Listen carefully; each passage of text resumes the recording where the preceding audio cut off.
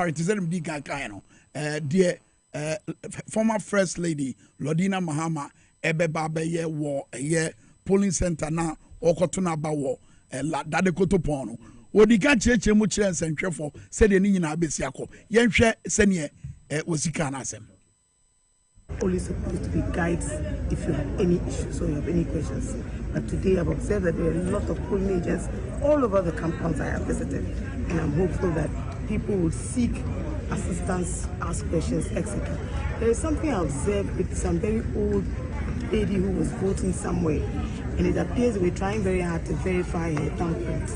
I'm not sure why they would not switch them to the manual one, because at her age, it is very possible that today maybe her thumb is probably frozen or something is just not right. But I realized that they kept her there for a very long time, and I noticed she was also in a wheelchair. It means that some other people within the same category, like my mother, for example, may not want to go and sit there and take all that time to have your thumb verified. And then they told her, oh, clean it, oh, put it on your lap. They gave her some water, they gave her this, they had all along, it wasn't working. I think that we should have better ways to facilitate these very old people who come to the stations variously to come and cast their ballots. So what was? Honorable George Boa Moktari Enono, Yanko His Excellency John Dramani Mahama, Sabra Yekase, One and Central for Ekasa, Ewane Papani Narso. Tradition, and many of these are my uncles. They believe that at every opportunity, if you are faced with a crisis or you're anxious about something, you just pray to your father and your ancestors. And so these are prayers being said for my father. This is my father's way. And so they say prayers for him and asking him to stand behind me in the contest that we're going into today. President, what in the past shared forward memories about how your father and then the father of the MP presidential candidate were neighbors? Yeah, we lived in the same neighborhood all the time. They were neighbors and friends. Yeah, so that's true. We grew up together. So he knows my family, and I also know his family, all his brothers and sisters, and all my brothers and sisters know each other. That's true. Thank you for talking to us. Thank you. We just had former President John Mahama who came to visit the tomb. It is Excellency John Dramani Mahama and artist on Maxwell Bagba. When I join news Ekasai, it feed now Yuguswa, Yerecho, President Mahama, Ewo, Ne Papa, and Ninchim, and Chenya, War Bompa. I said, Okache, Maxwell Bagbano, Drew Brebi say, Yaofre, Wonana nomne, or Papa no Wabushia Foa, or Mako Bunchi, Sedabeya, or Mususum, Ebebabe Tawachi, Titru was or Kuya Edanim. It's the President Mahama, and then a dom Ebushia 4, Ebushani Yina war. Ebushia Fieno, and Omako Churchia, or more Eja, and Nano, Eswa, or more Bompaye. Very significant. Yeah. Very, very significant. When I thought the Shemunon so was a vita, and I was sure a Sena, or mine Ghana, Yasel Sodiano, your coat of arms, no, and on a war a channel, any Musa. So, at the same, the Casa, and in your warye, a Kabibi. Me sunsumo say nano na me no nyina na wa na me ka sunsumo asem kakra na aso da bi but sunsum no e wo ho nti no da bi me to asepa say me kai na say osu na me sunsum wo ho nkomo mema obibiara koba e de oba eye Ahintasem TV so madawro ma mesrew say o so a na wa share eye video no ade ama ya madawro ma o so a share video no na efa emaye enne eye on the 7th of December 2024, a presidential and a parliamentary election update live, a feedback, and yade Ebram. Yade kind Ashamobo said, "Yeah, a better from beer or a election. No, yet Bebremo, a Ahintasem TV channel, no soon to Abusia join me now. Also, watch a video no at a support to a Ahintasem TV a channel no now while I keep video no so I then the Messra will say. The same day, unya enkoto yawaba wadawroma na okoto abande amaye abo 11:41 Ghana time 11:41 AM to wadawroma mesro se unya enkoto yawaba na wadawroma wakoto ede amaye yempe pinche bia wadawroma ukuduru hono na watu aba in peaceful. We need a peaceful election. Ye de akonya bi de eto ho se eye ompesua so a wo no wo polling station center kro no a wo no se na ehu se pinche bi asi ho Manasseh bibi koso a entimi emwa magana entimi nya peaceful election numbers no a good screen so no na wapekemu bia na wafreye na ye ne wo edi ho nkom wadawro ma se video bi so na abenya so a the same number no a good screen so betimi de ascend ye WhatsApp so na yetimi so amabusuafo anase oman ne mra no ehunu de koso ye ompesua so ntimesrew se onyankoto aba na bia ubofu se aba no onkoto a wadawro ma jebre ebepo achawo na ekoto akonya we obenya biemu a agese mfie 9 den echi na obetimi asanya this particular akonya we bi mesrew se obakwa akoto aba na so otimi akokyere wadwene enipa a wo pe se ono so etimi ebedi Ghana banya Ghana akonya no so na otimi toto ne mama o magana den ekoye intimesrew se obejebre na so akokyere wadwene abusua yento so ne ehwe video no mimenda beda if you are done na akwess ya da beda mimenda na dwene otimi se bibi bekoso so definitely baby amframa ne boko no emo be se nonum ne fa ho no kwa me otip bunumam ne wa se bele eno sa no bete ake so ho yemi anu so be kan sa ntino sa oti huhu bi waso before counting ne koso no unim de ya na esrepa counting initially no ya count no polling station by polling station anyone na ni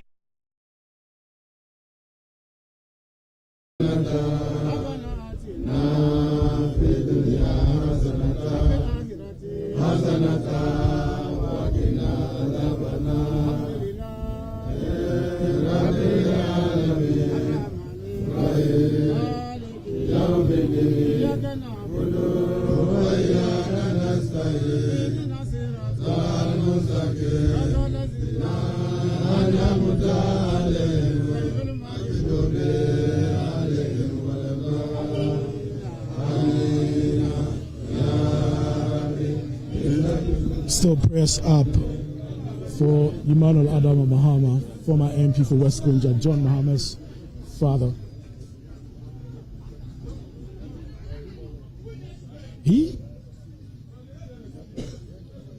Let's hear what he's saying now.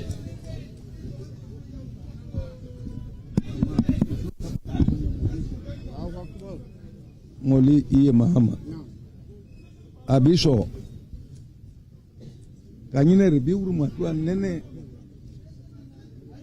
biuru matua kana kafin bolena kuma namba ka bembo kaman eka koso mbankaran loga ota suku mba bolenfe emanye bole ne oto fen bole benki ku Accra an mori batancho ni mupi batambo aya anzo gabina ena yile ne so Ghana ke bukura benyal bola bon karamo je simenye benye ndre awo gabika ba wurum fa bulani si ebe yile aji bunumuna wo kachu ne bata bi ka penare e bore elu benyal la horma ke bebu ke be tuere ne ta ko mba bole ne ta kidina mba bole anzo bi ay mbo adwa nana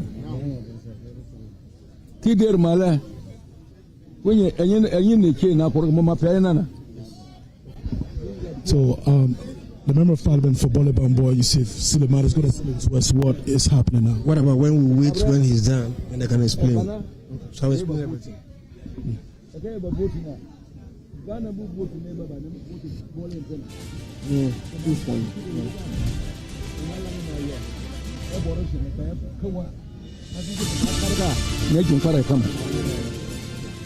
So kider male es kama wo es be woro fe kuru kumulele bole be kumulele kumole amojon mfeni be tamo yile MP neta MP na le yaki president ansu jande bole bi anyibu sew ala sew kuje boro kasa anyina na kan tin e boro sinanti na mena tin malba e boro sinanti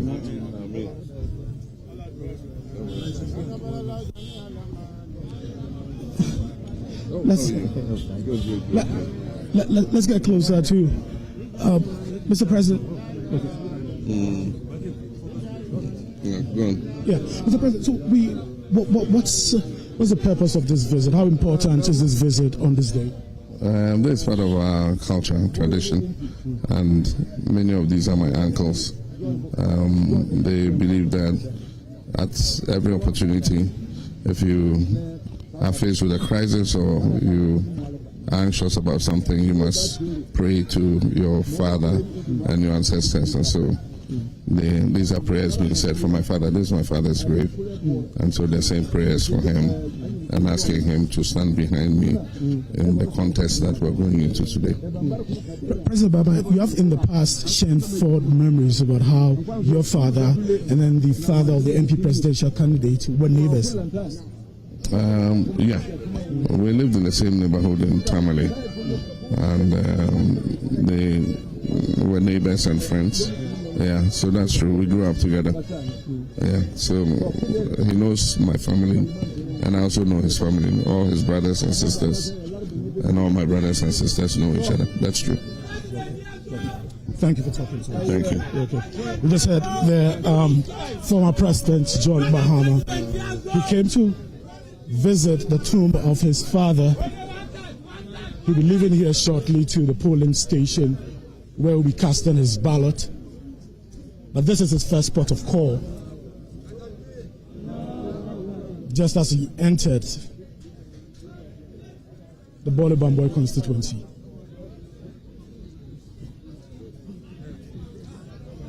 So next you'll be seeing would be our coverage from the polling station. We'll be bringing you up to the minute updates on what will be happening there. President Yazo!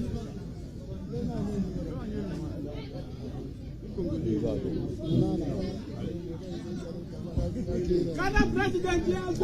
Are you not interviewing us? No interview.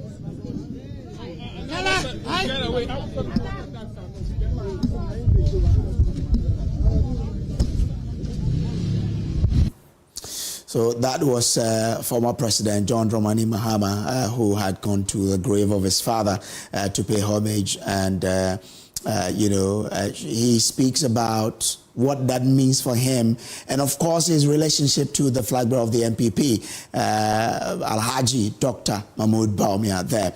Now, let's take you to Dome Kwabenya, where the parliamentary candidate of the MPP, Michael Kyei Jr., is voting. Let's watch election officials. Obviously, this area is known to be a New Patriotic Party, given the fact that this is an area which is for time dominated by the party. It's been a peaceful exercise at this very polling station, which is closer to the MTN Plaza, but then we understand that there are some more populated areas that Michael Kyei will be touring, because reports were coming earlier pointing to some concerns that were raised about, first of all, some BVDs and changes that was happening as part of the process. So just as you can see in your shots right now, he is then taking his turn to cast the ballot. It will be, a dual exercise. First of all, he would have to cast the ballot for the presidential, and when done, as Michael Kyei Jr., I should say, is expected to do that of the parliamentary as well. Obviously, there's no doubt he will be voting for himself, but you never know. This is politics, so you never know what the outcome will be.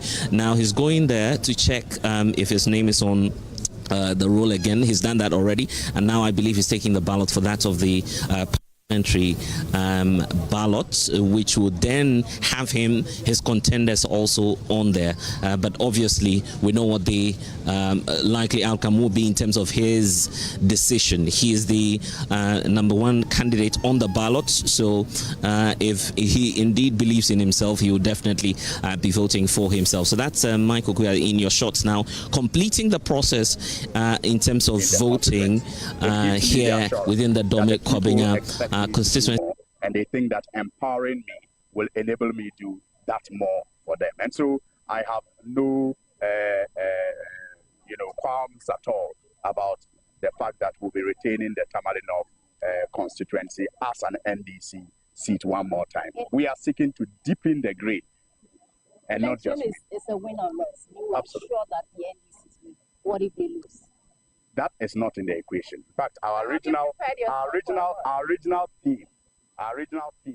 So you know, it's a job for the idea. You because you will be the whole day. But the 7 here and what the camp so say about by the time I bury the Oniman and the Obetian say the engine Obetian say about our commissar, Sir Rebecca Kufu Ukraine and Bebawa about our commissano, or say John Dramani Mahama, Edding Queen, and I feel so astra for now, woman in them Gromono. To say the Akayano, on also say what Tibi. Say I dream Pobu, I dream Pona on say, Wabromo Sabatian Bra, no Maura, polling center, no more creative confusion. Na a man na womanya intel say, Yatutu be the good demono, na ya their best swapo. And one thing no Mubusa say, validating serial numbers no.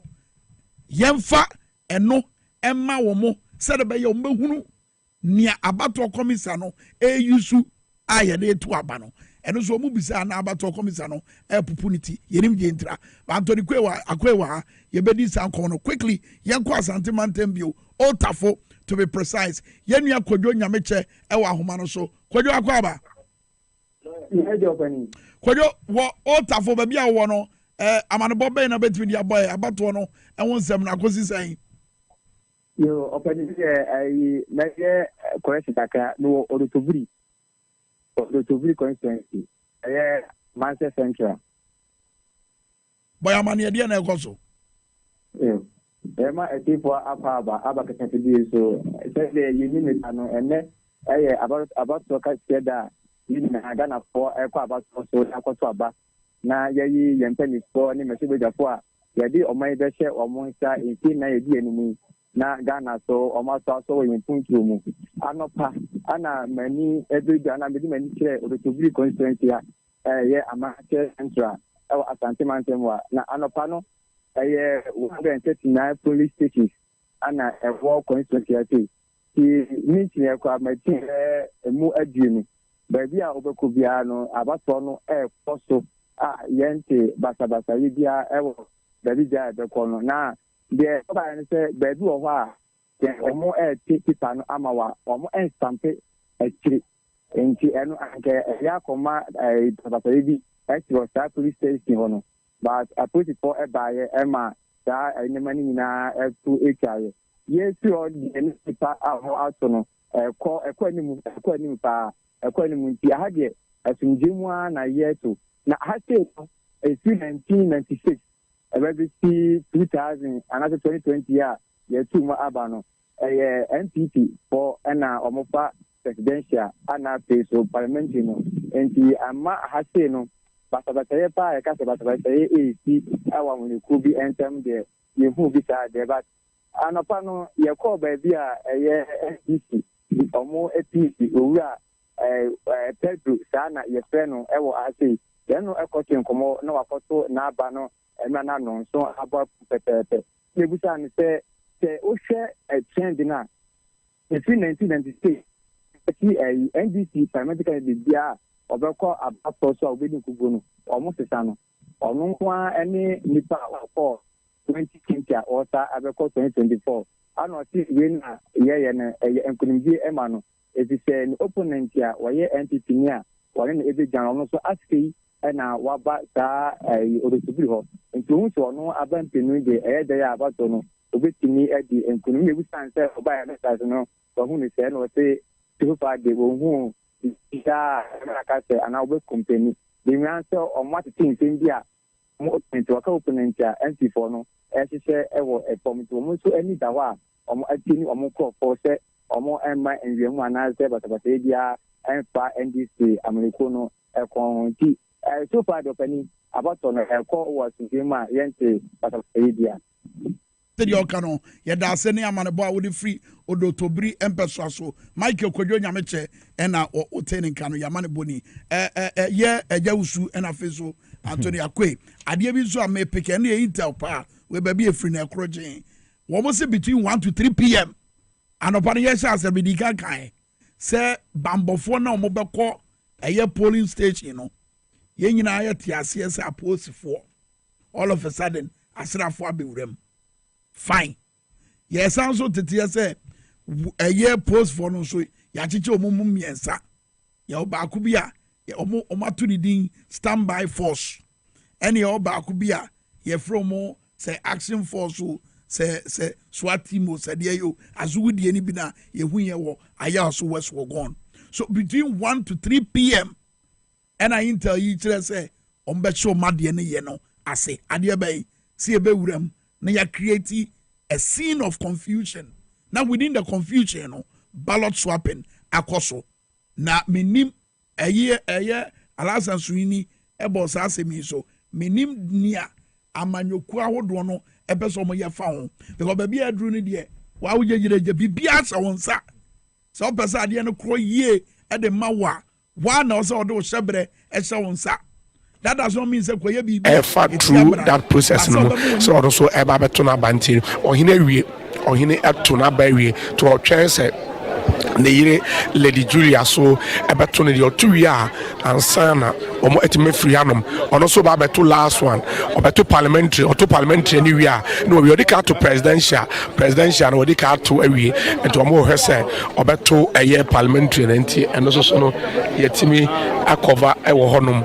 a bibia ekoso ewo manhia ahemfie a meka say nipa bibre wo hanom se si ade omo etimi ato abano awie ama sisi America say vice presidential candidate edema a new part of the party Dr. Matthew Opoku Prempeh the donor friend said Napo doc say doc mpacho memoa watching enyam so far wadaroma oka ohene ho na mama beto aba na busa say fra no pa wato di awie ebepim sa amre monitoring etisen e wa santemantema any wa constituency we need to be a kokama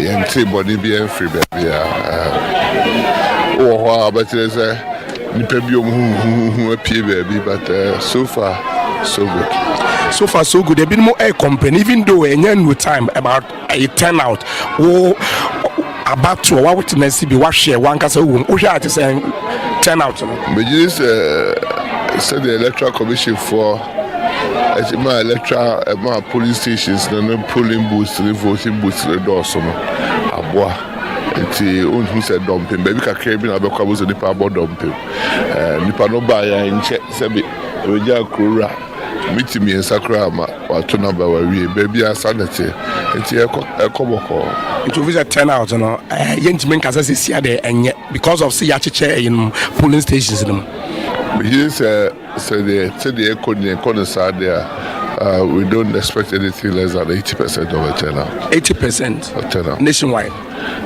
Touch of the Mijaya Santima Kumasi. Okay. Maxi Yabadase. Yamin come on. That's it. Dr. Matthew Opoku Prempeh. Dr. Matthew Opoku Prempeh, a vice presidential candidate, Edema MPP, Amanyoko no, and what you are granting audience, Ama Yanana Church and Como, and what I mentioned, Obeja Nira, Aquine, and you know, can say, officer Seni Sikui, say ya 10 out, no, say ya Nebeko Akupim 5 p.m. now, a beba area, 80%, it was Santamantema that 10 out, no.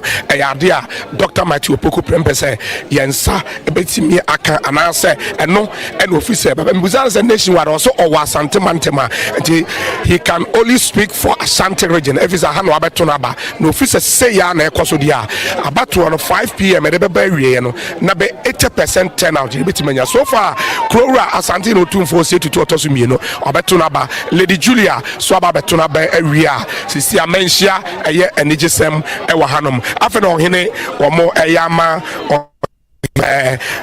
Asante hene otumfo se tutu otosumi no atuna ba wi a ofri hanom akọ enti no mejama ma national studio na masomo hanom ye be piem o manhia bibia etimi akoso e wa hanom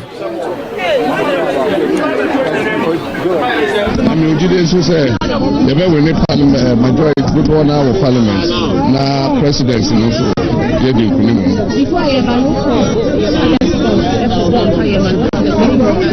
Yeah, your mamre, maybe I'm free bole. Say, Nase, Bibia day. I was Wawofo, Bompaye, Omundaso, into Adia, Omotaye. Into maybe I'm a babeto aba, and yet, and maybe I'm a babeto baby. Me of a only lie come for, maybe you saw me, I don't lie come for, into a call and that's all, not almost a Bompaye. President Baba, you've been monitoring the process. What's your assessment? Let's start. Who do we start with? Yeah, Joy News. Yeah. Then GTV. IGTV. Okay. President Baba, please, what's your assessment of the process so far? The process, as I've seen it here, it's smooth and very easy. It didn't take more than 3 minutes for me to finish voting in both the presidential and parliamentary. If it's the same everywhere in the country, then I think we'll have a successful election. Global Info Analytics, EIU, have all predicted victory for you. Are you confident of a parliamentary victory as well? Yes, there's one election that almost everybody can see what the result is going to be. Other elections have been not as obvious, but with this one, everybody can tell the direction in which it's going. And that's because of the abysmal performance of the BAWUMIA government, the situation of our economy, the hardship people are facing, the increasing unemployment, and all the difficulties Ghanaians are going through. They want somebody who is more experienced, who knows how to run things, to come and take over and rescue this country. What will be a good parliamentary majority for you? Absolute majority. It's going to be I predict more than 150 members of parliament. It's okay. One person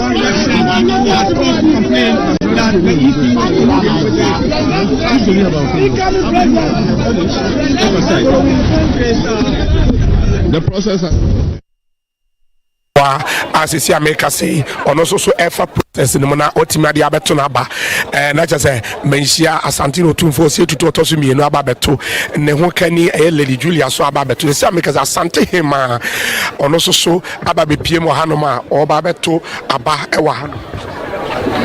As America say, and also so no, go through the process, go through the process, say Asantehima, so Abetuna, but that's 2 years, the Anachas, because efficacy, Mensia Hanon, a Yadian Penifano, or Munina, Etimiatoma Berry, and say, and the Ecosi, if we now here, our UTV, so is that a cameras, paparazzi, or Bia, or capture a year, Asantehima, say, on also so, Abepima, on also, or Tunaba, a year, Ahanum.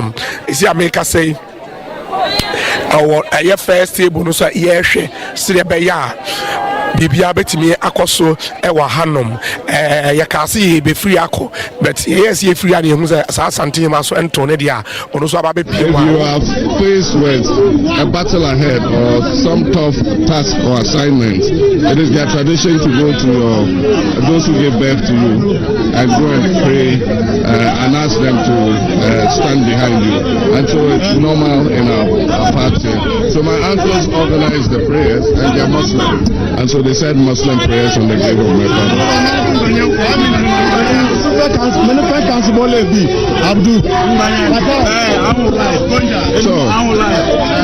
So unto Mukibi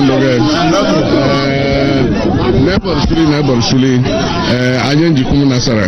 Kuba Kenny Konku and Kabayilere, Eskimani Kakwe Kabayo, Kuba Kenny in Umbronibo EIU, Fixed Solutions, Amber Domestic Opinion Pollers, Global Info Analytics, Eskima Ban Predict for Anyanwe.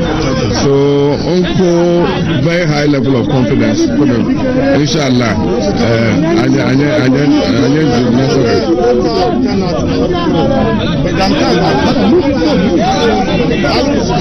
so, Jande, I'm Bombato Mukibi, I'm Subole Big Keke, Bole Bambo Big Keke, Bokeke Land. I am to Loge, I'm Subole. All right, so that was for.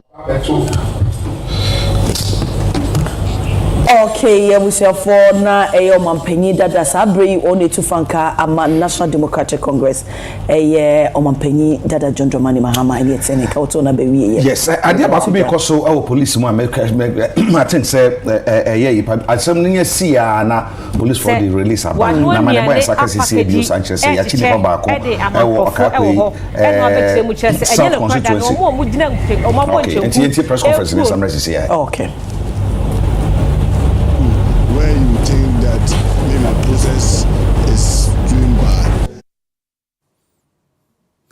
So Muntaka Mubarak there, he is MP for Asawase, and this is how that particular constituency has been voting since 2004. It's a blue constituency. They've won both presidential and both parliamentary. The NDC has been winning it since 2004. So this constituency is a blue one. Let's take you now to Tamale Central, because the MP for the area, Mutala Mohammed, has been speaking, and he is happy with the processes so far.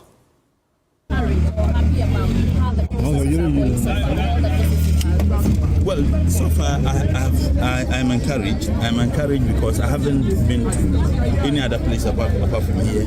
But I've had, information. We have our agents around. We have people who are giving me information as to how the process is going. And I haven't had any complaint of any disturbances in the way. And for me, that is refreshing. I believe in democracy. I'm a political scientist, and I would want to see our democracy grow and blossom. And because of that, I think that everybody should be happy.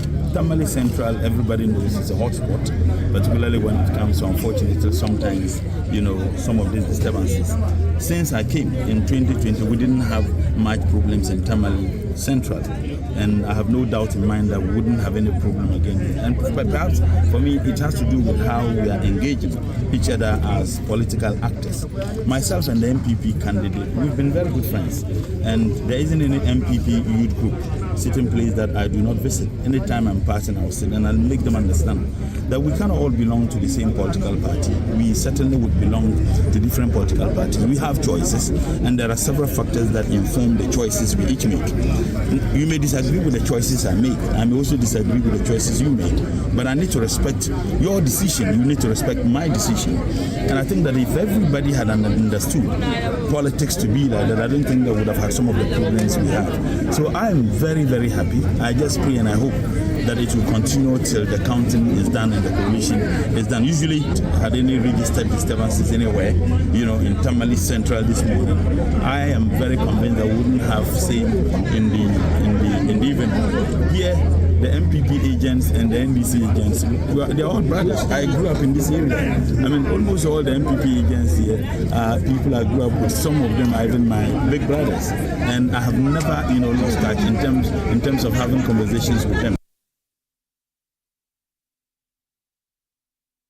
Let's take you back to Bole, because the flag bearer of the NDC is arriving at the polling station to cast his vote. Let's go there now. So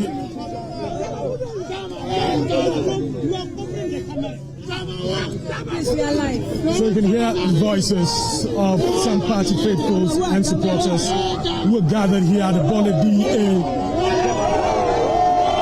polling station where John Mahama will cast his ballot.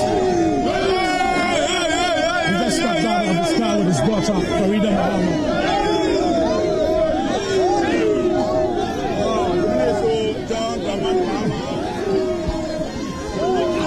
The NDC has always won in this constituency, the Bole constituency. In fact, the MPP rarely crosses 30%. The crowd is getting really uncontrollable.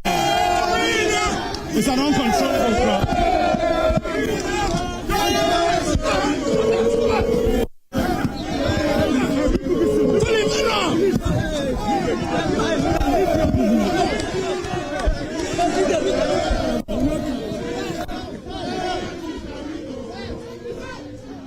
Electoral officials here would give him his ballot paper.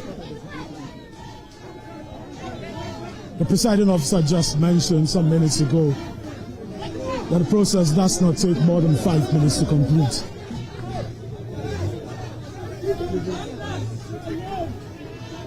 John Mahama was a member of parliament for this constituency in the year 1996.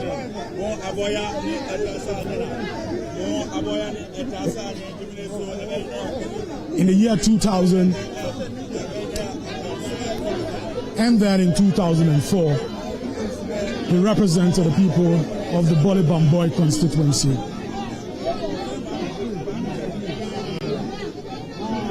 Became a vice president in 2009,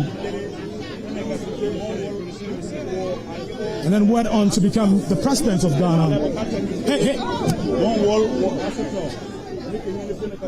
The president in 2012. His Excellency John Dramani Mahama. Like I mentioned earlier,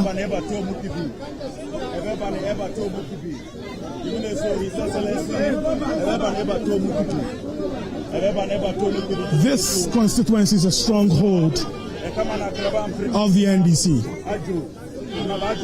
The NPP rarely crosses 30% here.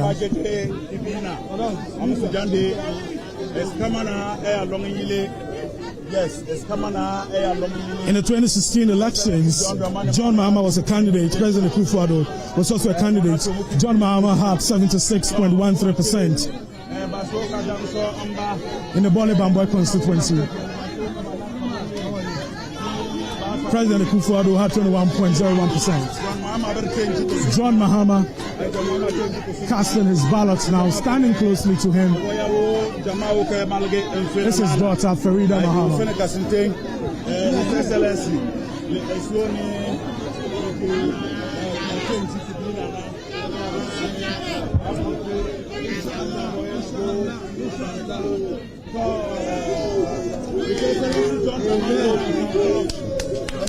Now the ballots is in there.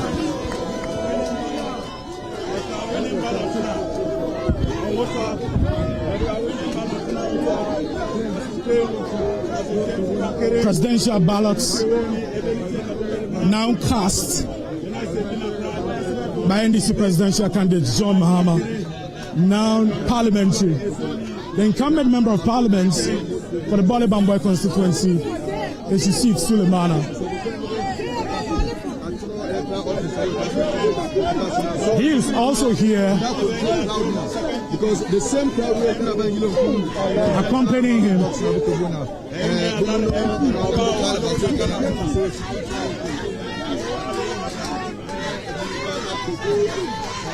Once again, John Mahama's daughter Farida Mahama standing closely to his dad as he casts his ballots.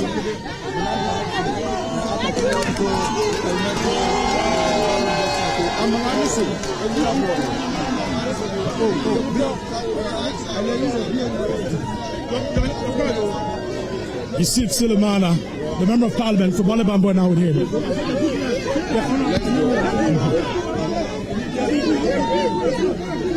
He'll be addressing the press shortly.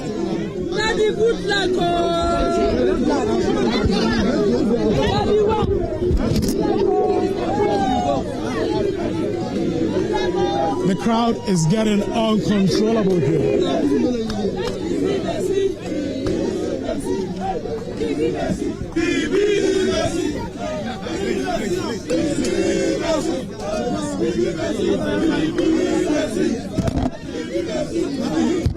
Go, go, go, go. Let's go.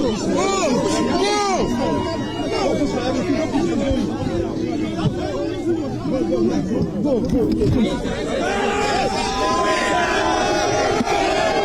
We'll be speaking to him shortly.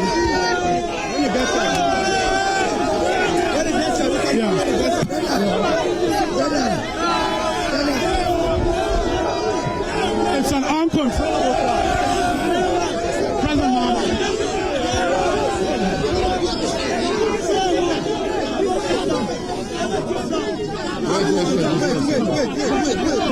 Hello. President Mahama, please want to find out. All of you should go. The crowd is uncontrollable, and the security personnel here are trying to get them to move at a distance. Jen, wait. President Mahama, please, what's your assessment of the process? Wait. Let's. Okay.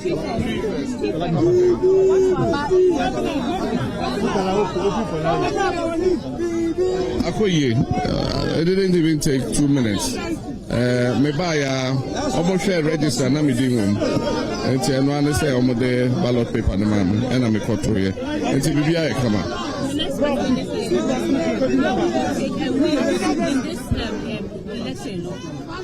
Well, Hannah Matu Maba Bolanson and I'm a member of parliament for her.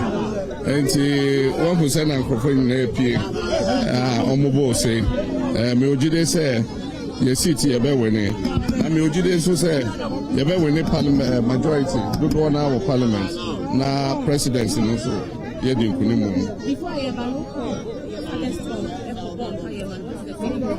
yeah, your mamre, maybe I mean, fee bole, say, Oko, Kun, and I say, Bibia, Ding, I was say, Wawofo, Oko Bompire, Ewo, Omundaso, into Adia, Omotaye, into maybe I'm a babeto aba, and yet, and then, and maybe I'm a babeto ababia. Me wa famo ne hwa only na ye kramo for me me akrisoni adom na ye kramo for enti e call ndaso na omako bompaye. President Baba, you've been monitoring the process. What's your assessment? Let's start. Who do we start with? Yeah, Joy News. Yeah. Then GTV. Hi, GTV. Okay. President Baba, please, what's your assessment of the process so far? The process, as I've seen it here, it's smooth and very easy. It didn't take more than 3 minutes for me to finish voting in both the presidential and parliamentary. If it's the same everywhere in the country, then I think we'll have a successful election. Global Info Analytics, EIU, have all predicted victory for you. Are you confident of a parliamentary victory as well? Yes, there's one election that almost everybody can see what the result is going to be. Other elections have been not as obvious, but with this one, everybody can tell the direction in which it's going. And that's because of the abysmal performance of the BAWUMIA government, the situation of our economy, the hardship people are facing, the increasing unemployment, and all the difficulties Ghanaians are going through. They want somebody who's more experienced, who knows how to run things, to come and take over and rescue this country. What will be a good parliamentary majority for you? Absolute majority. It's going to be I predict more than 150 members of parliament. It's okay.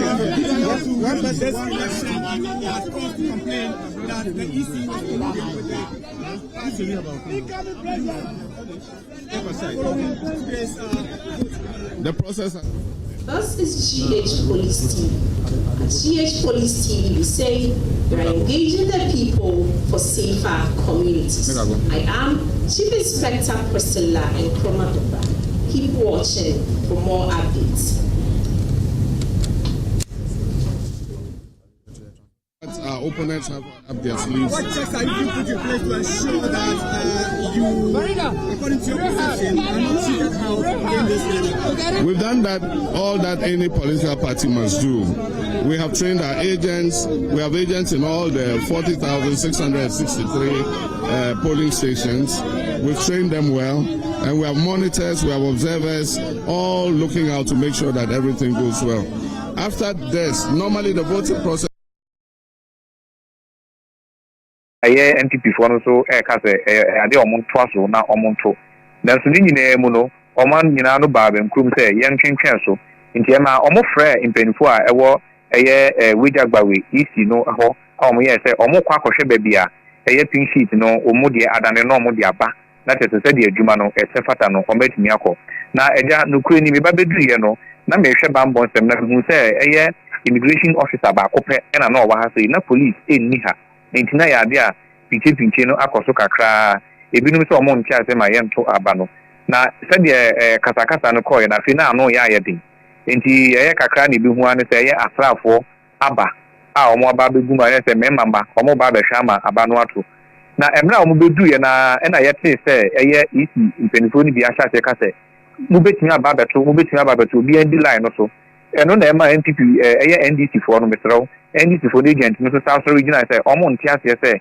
asra for ne maaye no nyina ya dia tum say ye nto aba no kopim say pink sheet papa ye hwehwe say de beto aba no ebeba na asrafo eba ha na de mo si obi ansori a amanfo nyina kwakodi eye queue so mo kwakoto aban ni ade o mo bepini na titi ya me no kasa yi de o ma sha se o mo san to aba no even though pink sheet no se ne o mo hwehwe no o mo ntimi correct ye no ma sha se o mo to aba no afi na eye asrafo na ye adwen se o mo kwa me no kasa titi na o mo ka apie CCA nso na eja eye aposifo nso ka aba aposifo eba behwe no ma ba bebo ban enti se de ade na kono de akasa na kosoro na mum no entokwa NCA entokwa NCA de na mum akasa na kosoro a NDC fo no cheso omo ntiase na eja asem ba ko a MPP fo no mpanifo ne omo agent wa ha e ka me se o ma hwe hu se pink sheet hu se ma e koso e wo constituency in fact constituency be polling stations be 4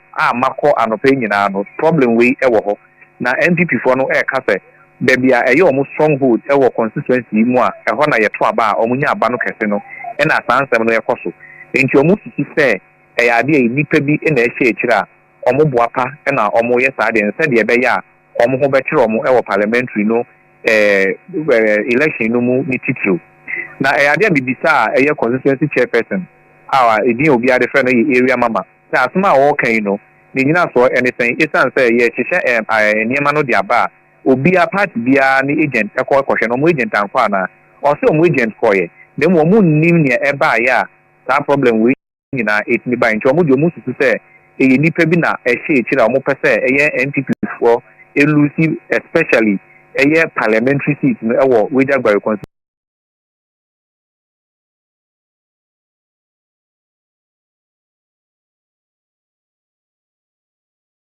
na omo yesa no anopa no me ko eye 1+1 na eno so wo SCC na sa problem no ewo ho eye polling centers miensa ewo ho no same problem ewo ho a chese Wejagbare constituency ni mo de eye ade a pink sheet hu sem aye deja eja se dia ye ka no aye nsem bebre say isi no ama assurance say omo be sesa pink sheet na ma omo anase ba bi omo gina no mo gina Nukreni me ba ya na bibisa eye presiding officers a ewo both A and B ewo eye Pentecost prayer camp no asmo mo kan ni say omo kwa akofa papa no anase nia ewo say ye de ba Pentecost prayer center ha no aba na nukreni NDC for no receive concern say asem no omo ka over 2 hours ni enya ade a etimi aba bedu enti akwa te say eye na da say we rather send bi no omo ka trom enti isi ni de ni assurance o de man ni say omo kwa akohwe na omo afa aba in fact emra bi bedu ye no na eye police center a ewo prayer camp no na presiding officer no na yenhu no e na MPP for no esanso raise concern bi say eye isi penny a wodi ani mo omo hwehwe nyama no edi a odi man eye reverend no eyobi ona o supervise ye na if say voting no chance anopai ebepem sabi no ofre na ne fon wadum nti allegation na o mo allege so mo to say onimhu bi san so no na o ye the supervision no nti said the na make no call SCC a eno the same thing na o so aso mo kan ye ene say even though na pink sheet no sem aye basa no directive by say omon twaso nemra bibisa PU ano wo no nipa kra the directive by no one disclose o decline ye na ye bisa no reason a omo man say adenti na pink sheet ho nseme wo na edumwe raise concern na omo se yem twaso reason dey or so ma reason do no so emisa reason dia de mum no directive e by emra mi fi SCC ho no na e ho so it was on hold nti ha say dey said American CCA na asase na NDC for no just on resist say military for ni fi ho a o besan so ahwe ama amanfo no asna se copy say pink sheet a o mo hwehwe no ebeba. Okay, you Isaac Mayemfa wonsi ha say na mrepemu ye besan ba wakache nti kosoafo wani di ekire ma yesabre ye fi ho no ya ba eye asutifi north ya tese mpenche bi ekoso ho you see chipsa ewo ahoma no so you see what me ka mema wakwaba eba United Television so na ede na ekoso wo asutifi north ni aba me dasi said the anopano edi kan edi ekoso nyama ye tifo no ye to ya po no so ekopi da ye for Kenya se number 2 na mo munim Kenya se ye fa ni se ye kuru a ebo ho minu na ye number 1 ye number 2 ni ye na mo ya juma na o se to so ko number 2 ansa ya to so ko ni kuru aka na number 2 polling station a e wo ho ne mako edu enko ye ni na mo adwuma akobi da bia yɛfrɛ hɔ ahamadia na me nyamba hɔ de yɛsɛ w'ani na ɛnsɛ wɔ kakyerɛ ɛbla yɛkɔduru hɔ na ne ho sɛ ɛyɛ reinforcement ɛde mmeranteɛ bi ɛɛkɔ nti yɛpɛ busabusa sɛ deɛ na ɛkɔ so ɛna mekɔ polisi nia na ɔwɔ center hɔ no kɔbusa no sɛ wɔwɔ adeɛ na asi na polisi no mu kyerɛ mu sɛ ɔwɔ ha na nkɔfɔ sa sɛ ɔmu di n'asɛm sɛ obi de sekan ɛne tu aba ha na ano no ammɔ sɛ sɛ mo ka na ɛmu wa nti wɔbɛnyɛ no na nipa na kɔforo ka ɔkɔ na obi ka kyerɛ ne sɛ ɔmbɔ sɛ ɔmo ahu no ɔno polisi nia ɔno bɔ sɛ no na kasa ni yɛkɔ so nyinaa ne sɛ NDC fo su sɛ ɔmo su sɛ MPP fo de nipa bi aba etuo ne sekan kekɛ wɔ mo ɛwɔ saa center hɔ nti ɛbaa sɛ ɔmo frɛ baabi yɛfrɛ zongo ɛma zongo mmeranteɛ ɔmo so wɔ hɔ etu motu ɛba area hɔ sɛ ɔmo so ɛba police station sɛ ɔmo bɛhwɛ deɛ ɛkɔ so sɛ yɛ nokorɛ sɛ yɛ ɔmo te no saa na ɛteɛ sɛ amanfoɔ de sekan ne tu aba hɔ anaa nti ɔmo baa ne bɛyɛ mente ne ho ase wei bɛka ɛma ebi wɔ hɔ a sɛ mo hwɛ deɛ ɛkɔ so ɔmo sɛ ebi wɔ hɔ a yɛayere obi a ɛde ne kɔ obi wɔ ɔmo ne apolisifoɔ ntintam so yɛsɛ na emu ayɛ den sɛ saa nneɛma no yɛ adeɛ na ɛmfa ɛditiɛ ɛma koraa dwumadeɛ ne kɔfa na mehu sɛ NDC constituency camp yɛfrɛ no onumanyamfoɔ lawa a ɔno baa no ɔfrɛ no agent ne sɛ no agent ne ti na ɔka kyerɛ mo sɛ ɔmo nyinaa nya abɔsɛ na deɛ ɔmahu no sɛ ɔbɛtumi awe no yɛa na nkɔɔfoɔ bi de intimidation ba wɔ sɛ wɔadwene kɔ so a na ɔma yɛ de ɔyɛ nti ɔno party agent ɔnkɔnkɔtena de ɔte no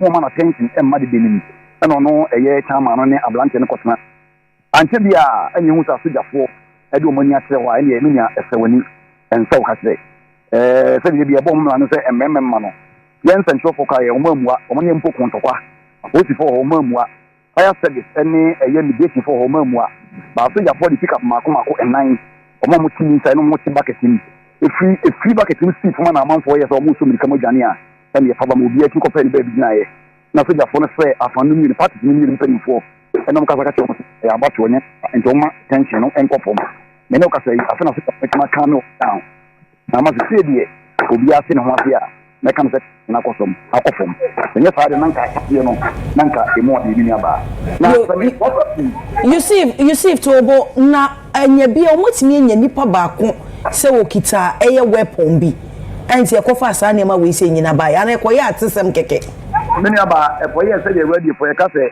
allegation no saa na ɛyɛ yɛase sɛ yɛsusu sɛ ɛtu akyi obi ho yɛase sɛ yɛsusu sɛ ka akyi obi ho baasɛ ɔmo gye fi obi nsɛm no deɛ nneɛma ni ahu na mehu sɛ polisi ni asogya ni ana security personnel bi agye saa bi afi obi nkyɛn ba partyfoɔ bi na ne gyina nkyɛn ka sɛ yɛagye sɛ kan no ba mani deɛ sɛ ho asɛnsɛnkyerɛ ni ba sɛ obisa no polisi ni bi ankye obi anyɛ sɛ kan ɛna sogya ni nso nkye obi anyɛ sɛ kan ne mmom na yɛnyina ɛte sɛ kan ne tuo wɔ hɔ a kaa fitaa bi de kaa ne ho wɔ hɔ ɛna kaa no san dan ani kɔɔyɛ na ɔmo sɛ saa kaa na saa nkɔɔfoɔ no wom nti yɛbɛtu moto adi akyire a nkɔɔfoɔ bi so tu moto di akyire ɛna deɛ ne yɛkɔsi wɔ kwan so no yɛyɛ ahunu na ɔmo deɛ ɛwɔ center hɔ no ɛna mede ho ama ne bɔbɔ yɛ tiefo so na wotoa so akɔ hefa ma mentoa so ɛnhwɛ Kenya so number 2 ɛsɛ akomako edu ɛnkono na adwuma aka yɛtima yɛ no ɛnie na nka yɛmfa no nso ɛmpe yɛ tiefo anim center di kan no ɛyɛ der background na ɛhɔ no ɔmo wɔ centers ne mmienu nti ɔmo wɔ A and B na A no nipa a ne ɔmbɛto aba no mikodu aba na abɔ no wɔtwe apam sima aduonum nson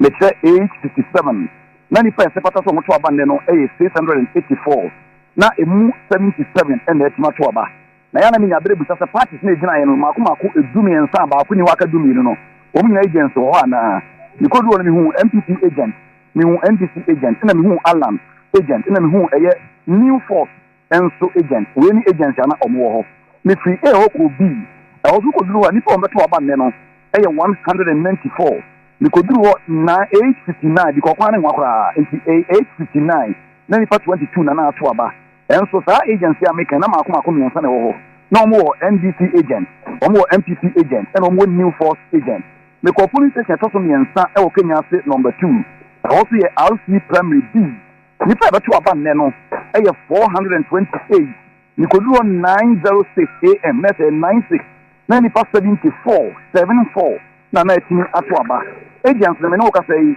MPP NDC New Force Alan na ɔmo deɛ wɔ hɔ a ɔmo hwɛ ama nneɛma ɛtumi akɔ so mefiri B ɛkɔ RC Primary ɛyɛ A ɛwɔ Kenya so number 2 nipa ɛwɔ sɛ to aba no ɛyɛ 428 mekyerɛ 428 nikoduro na nɔnkora pa ho sima nwɔtwe pɛpɛpɛ nipa na ato aba saa bɛ no ɛyɛ 87 na agent mmienu na ɛwɔ hɔ NDC and MPP. And I'm called main RC, almost Mako Miensa. Now, me primary RC no, and Snipper to a band or Honeno, only 509, 509. We could do not non craba Pausima a year Dubako, let's say a year 911, 55, and 19 Atuaba. The police station also Mako in Tia, and also a CMB chair. Now, Hobono doesn't a father so. Also, almost police station Mako and Sunday Oho.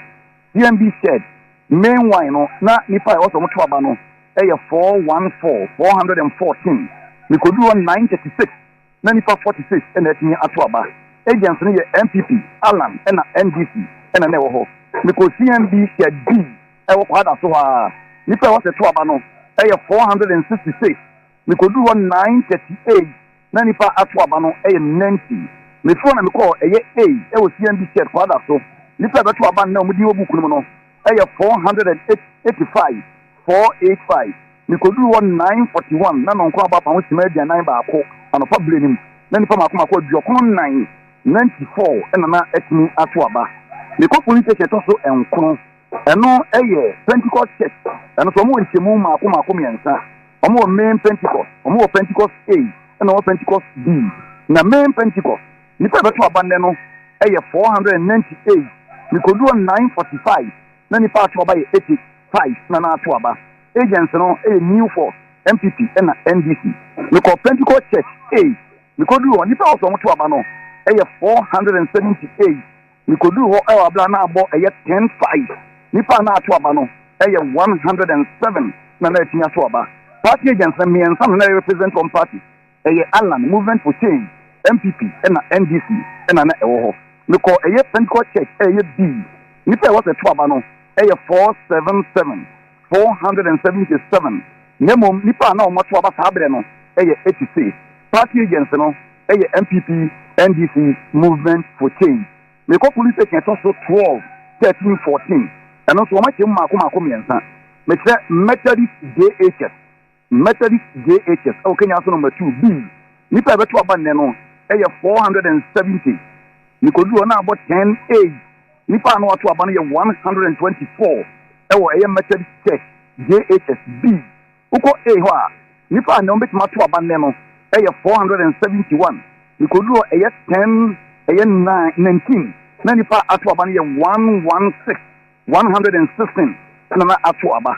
Agent for no a NDC, MPP, Alan, New Force, and CPP and an Atuaba. And I'm called the last police station or Metal JHS. Nipa also Mutuabano, a 453. We could do a 10-12, Nipa Atuabano, a 64, 64 and Atuaba. Agency MPP, NDC, New Force, and Alan. May it was for Kodunia. Now, I have no a Biaya. Don't want to throw new site. The Obakanya say throw new site. No Kodunia. I have a new one to do a Kobe Secretary or Majumano. No school do I for Kodunia. And no two of them bars are settlement. In the school, it's not a Kodunia, one a police station name. Phase 1, no. Nipa Etwabano, a 409, 409. Nipa Meko no Matwabano, a 101, not a 10:27 a.m. Alankas agent, MPP agent, and a NDC agent, and an Ewo. Meko C. I offer in Yamia Madoma Mikushane, a year, Mashibani Patrivano could dim Komo. That's also do also Eba Pro. Nipa na ebetu abandeno e 262. We could do a 10:30 a.m. na nipa 49 and that in Atuaba. Agents na NDC and MPP and an area. Last station I could do here, Mr. Phase 1, a new site one. 410 and also Mutuaba. We could do a 10:47. Na nipa 143 na Atuaba. Party agents represent Omono. NDC, MPP, Movement for Change. The Dia Medical V name of Bono Kenya number 2 no.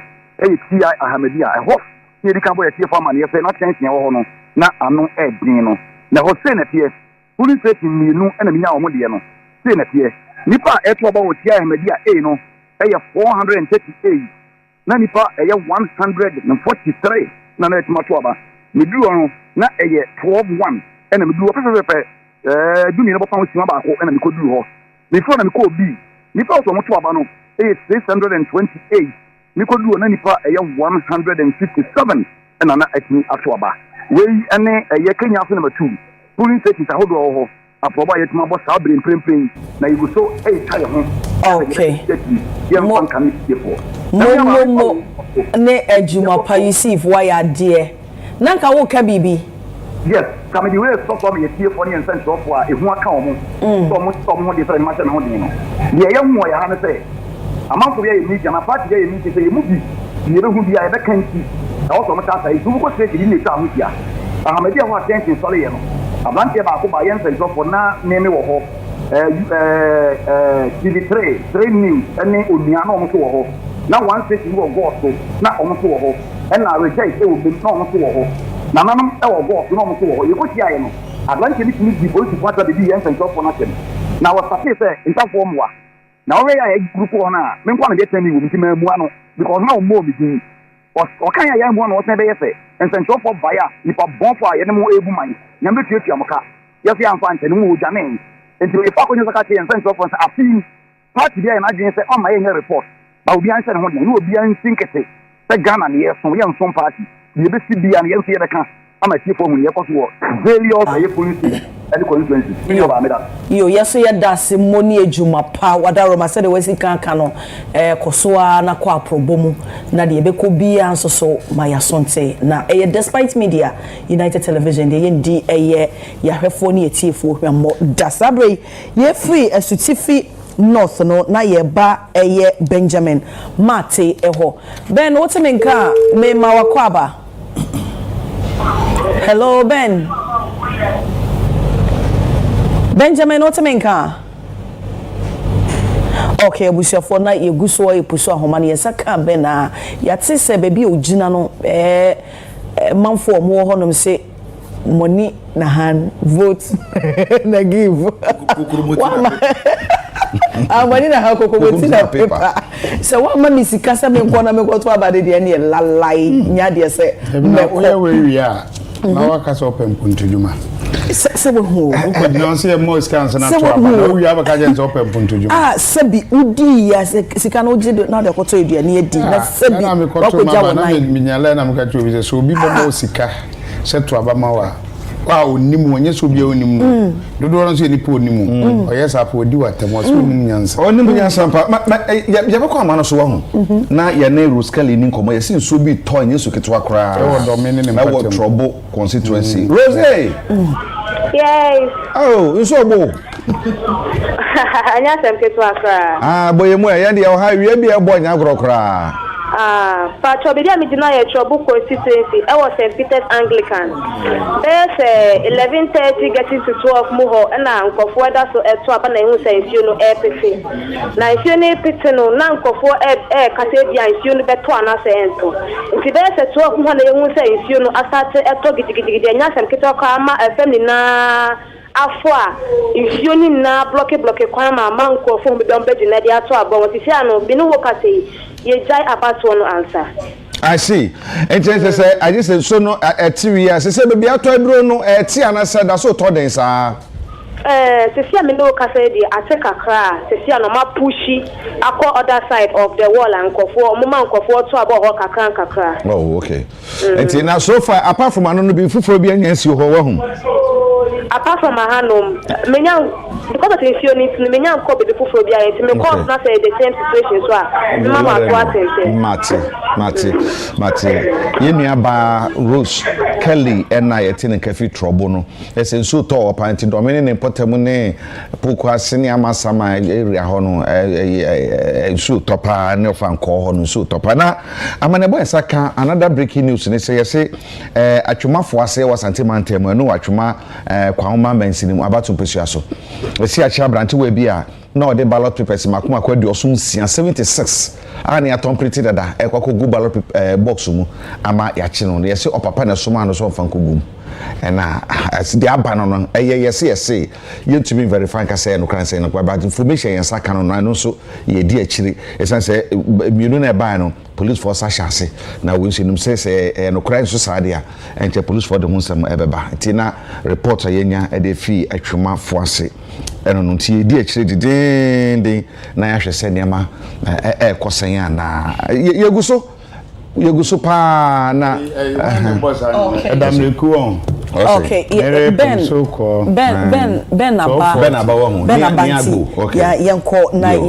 Benjamin Mate, Ben, what's the main coming more quaba?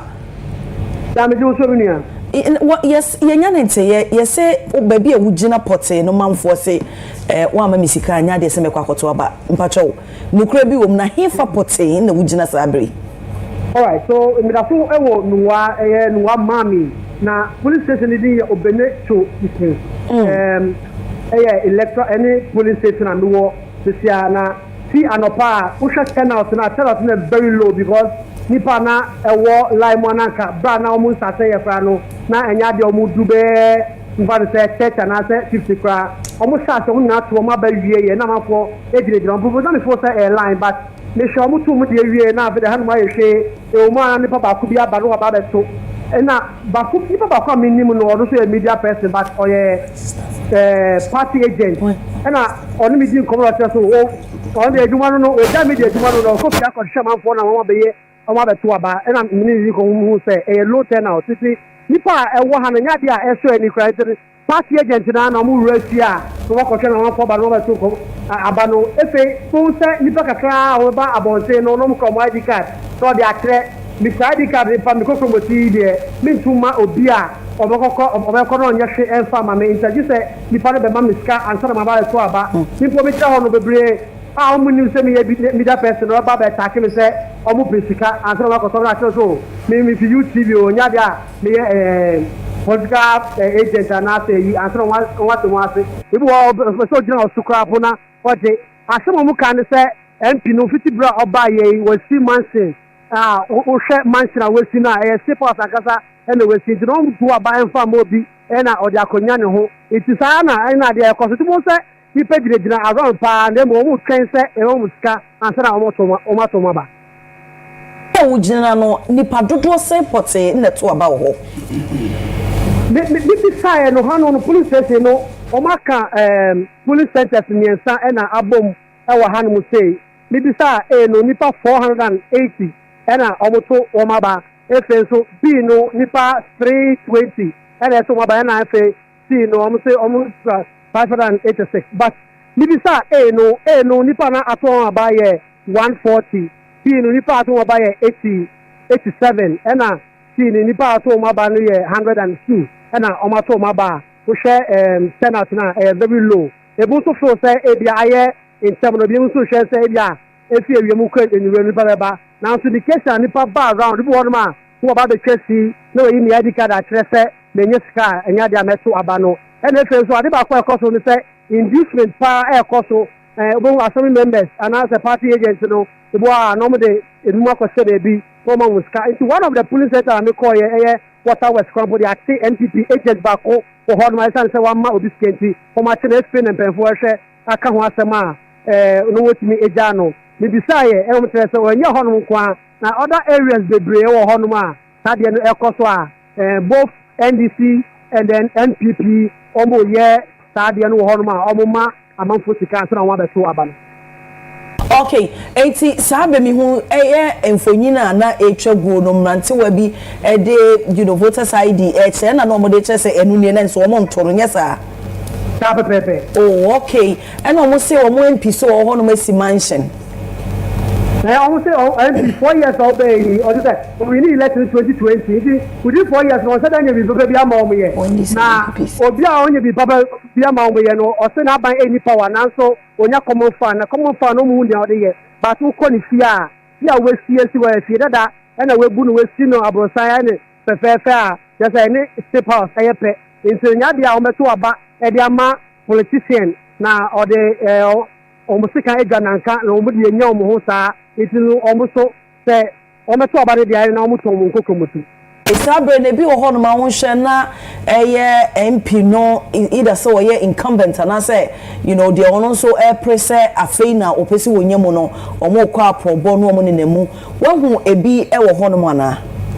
Okay, so Babano MP current MP no NDC candidate who know all about almost 10 centers are coming who will be the most center about Kona Messia NPP PC engineer Emmanuel Odai Laye ono so obo apro kakra hwe na me ne kasa ne kire se ono gidi se endorsement na ne manfo e ba endorse ne san se ohwe modin bo a onye MP ko no wa bo a na esefata se omutuma no na obitire bedi krofo enim na okaka o masema o ewo mase abedwem nti no de obo apro kaka nanso MP NDC MP so mate se obo apro nanso de bia oni nam pa de ye bisakra bia no a otimi tiro constituency NDC constituency chairman enso no obefa han mu sei NFA ona mu de so ala be national campaign chairman edema NDC enso eba han mu sei ano so enemu a obo apro Kenim se sa empesua no so no honorable Agnes na momolate na ogina NDC anemu asa abri no woye the current incumbent wo honomo wo representatives ni bi wo honomo na bia ni polling agents ni bi wo honomo hu de manfo so kase ye kokomoti ni nanso wa ma yesika ye nto aba wo mahu ana no can say the agents both parties no agent fully represented. Now, Oma we are fully involved in NDC for and kind of inducement now. Oma we are fully involved in NDC for we are fully involved that.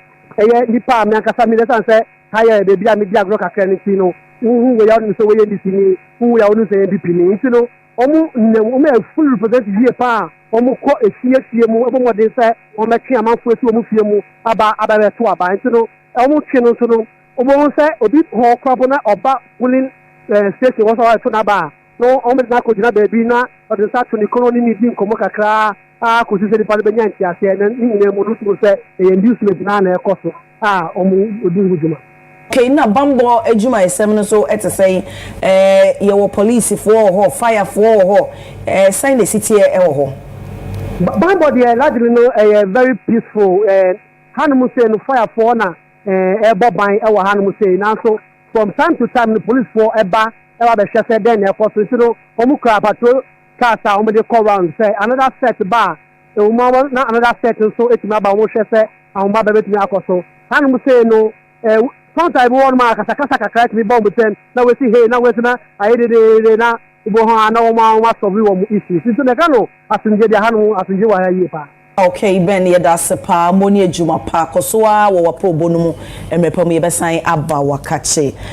ebusuafo Benjamin N Marty na yete ne nka no na sabre die ebinom se debi enye ne meto aba maw ne fa nkom na hye bedwam na akoba waba besi obese mahin Atsu no eja omuso omo nzi mahin bia monetization akokoduru no say yede amanyo samu disika wura mu bia primaries ni ade ne ka ho because oba be primaries oni nipa na party o mo to abama parliamentary candidate no oni ne net constituency wo and on be primaries na omo te de ekoso na bia delegate no ba chisika de ma Sefibodi no asen akobiem ewo NDC di mu se yento no so aba na onsen retain ni seat ana MPP form no so your rabi a friend say Nicholas Ando ono this is the first time our PSA body about to pursue also for ehu ni mobo na won gina MPP di mu no yento no so aba na wontimi enkomraje mrahye bedafie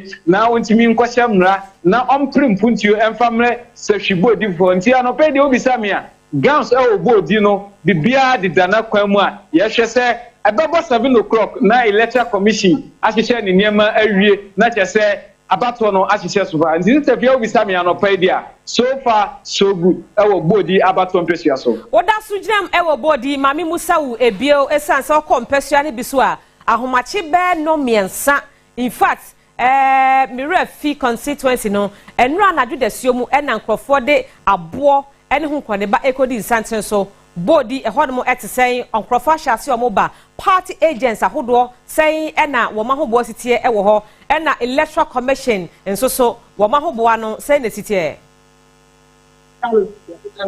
asifia me na wasena biom oba body abato mpesua so a I say enye gidigidi sa se de ehunu wo mpesua ahodo so no but o hye kroma se de zoom no mi bio kire na kwemwe commission adwuma yefo no egusuwa ehihye omone ma se de ebeya ebeboa na 7 o'clock ne ba abato no atimi ahihye so enti body de bibia edida na kwemu electoral commission omo hihye omone ma abambofo ha bebia me ne ugiren eya ahemboboa no body ahimfie no ahemboboa no ehọ na me giren police stations beye en9 ana woda enclave na bibia de dana kwemu a o hwe bebia me giren ya electoral commission fo ana omo ye hihye omo boss ana esiwe omo ehwe register mu omo betimi de ato aba nyame adoma enedei enti register mu na electoral commission for any party agent ahodoa ewa around na ehwe mu se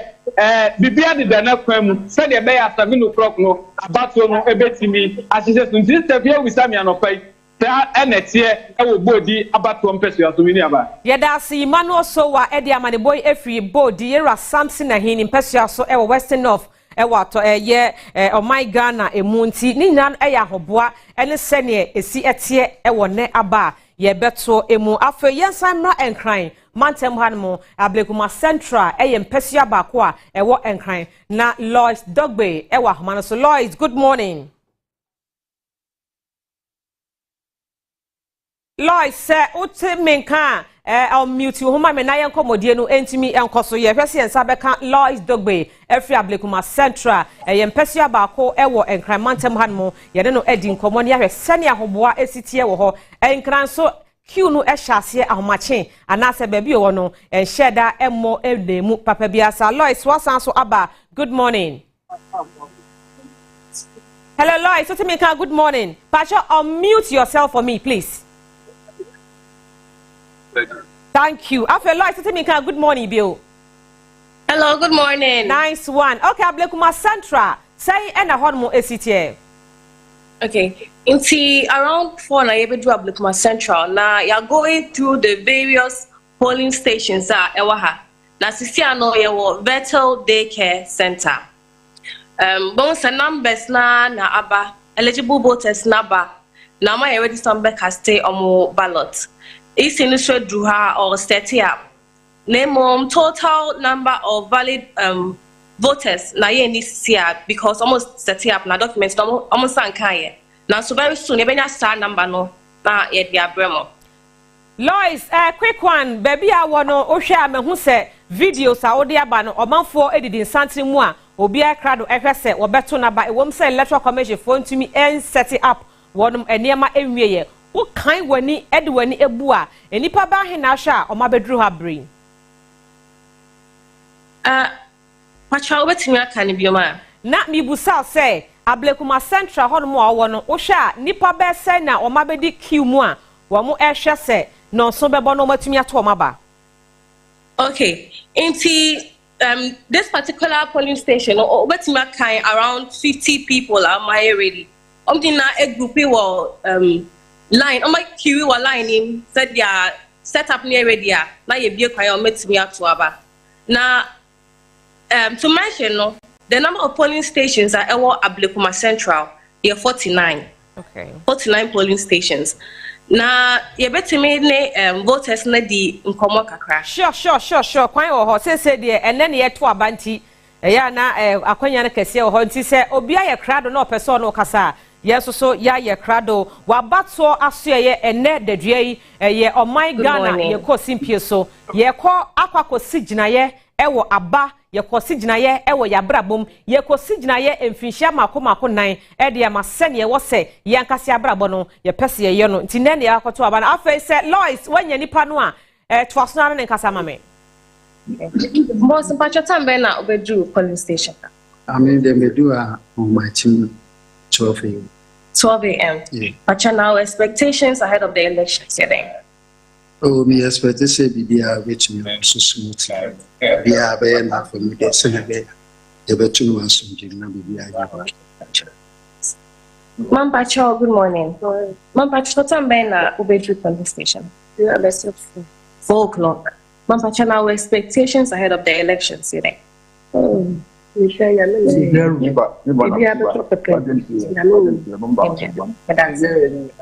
any ni pabako.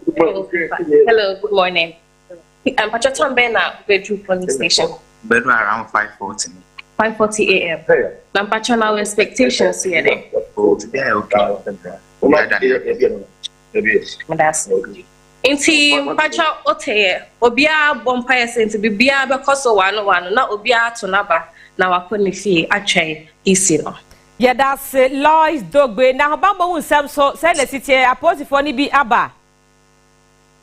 But you say, Nami Busasa security send the city or police, they're on your do higher, but yeah, sure, and you say very soon I will do her say. You see, the police and our security agency, they are and then do higher. Your Lois, yeah, but that's a power channel so a helmet out there, Bohobano. Yes, so you're not my careful baby. I'm more be a reporter, sir. More all over. Yes, sir. Naya tumufo. Sir, more kono. Ubia one who buying a jagraja or sebe mark was yabin fat kusia 80 pesos. A mekunti bo buying na obia chanko yanko pai uti hon. Ye hiao ewo o my ganemum. Ye guso etwa wabato asuye no eso ye shesi yen sabeka ye next person. Nafe ye no edi enkomo ede afa eye enkomo no ehon hwa biem na aba homa no so na David na nabi. All right, David aba homa no so. Dave, good morning baby awobia. Many aba mejo so eba yilo krobo.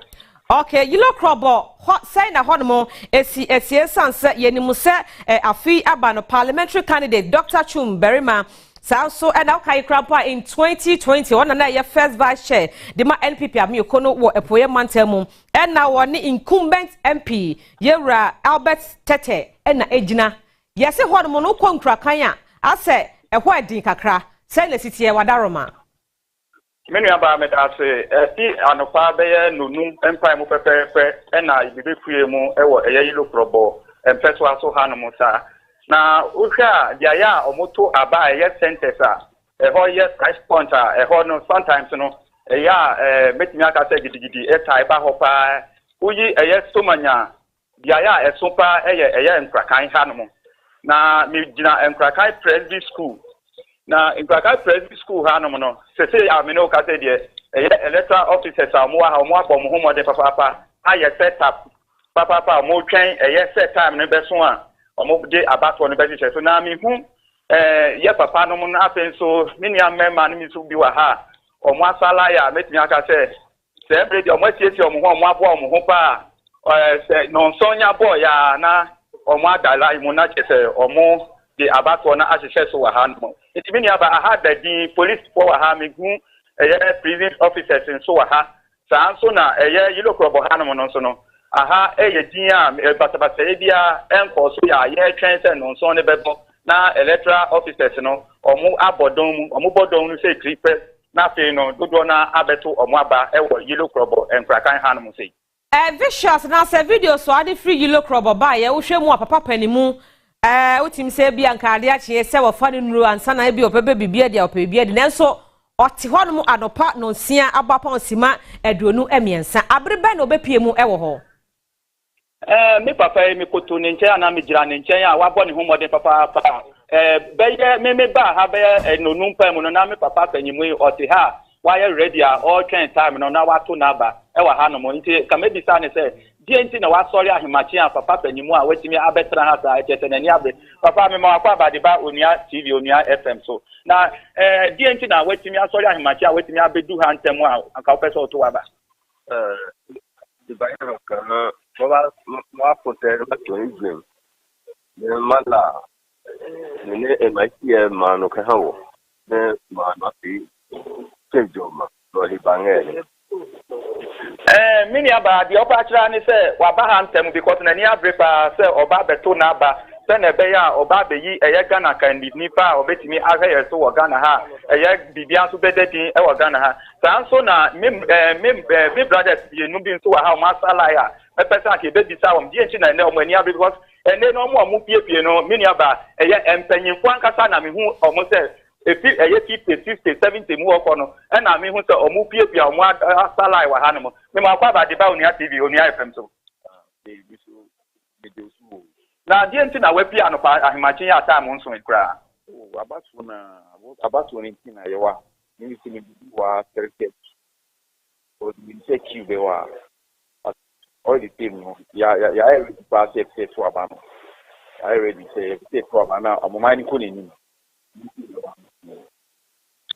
many about dear omonso omokani na aha no every 4 years dia no ya di kakra epuemu wa ha metimi aka say ye ka member of parliament ene no omugina say omonto aba no Dr. Chumberema oye strong wa ha papa MPP 2020 no omwantimi enyi no na this year ya no muyi ne say oye strong nti no mo pese oba be di o manim kan wa ha no sanso na Dr.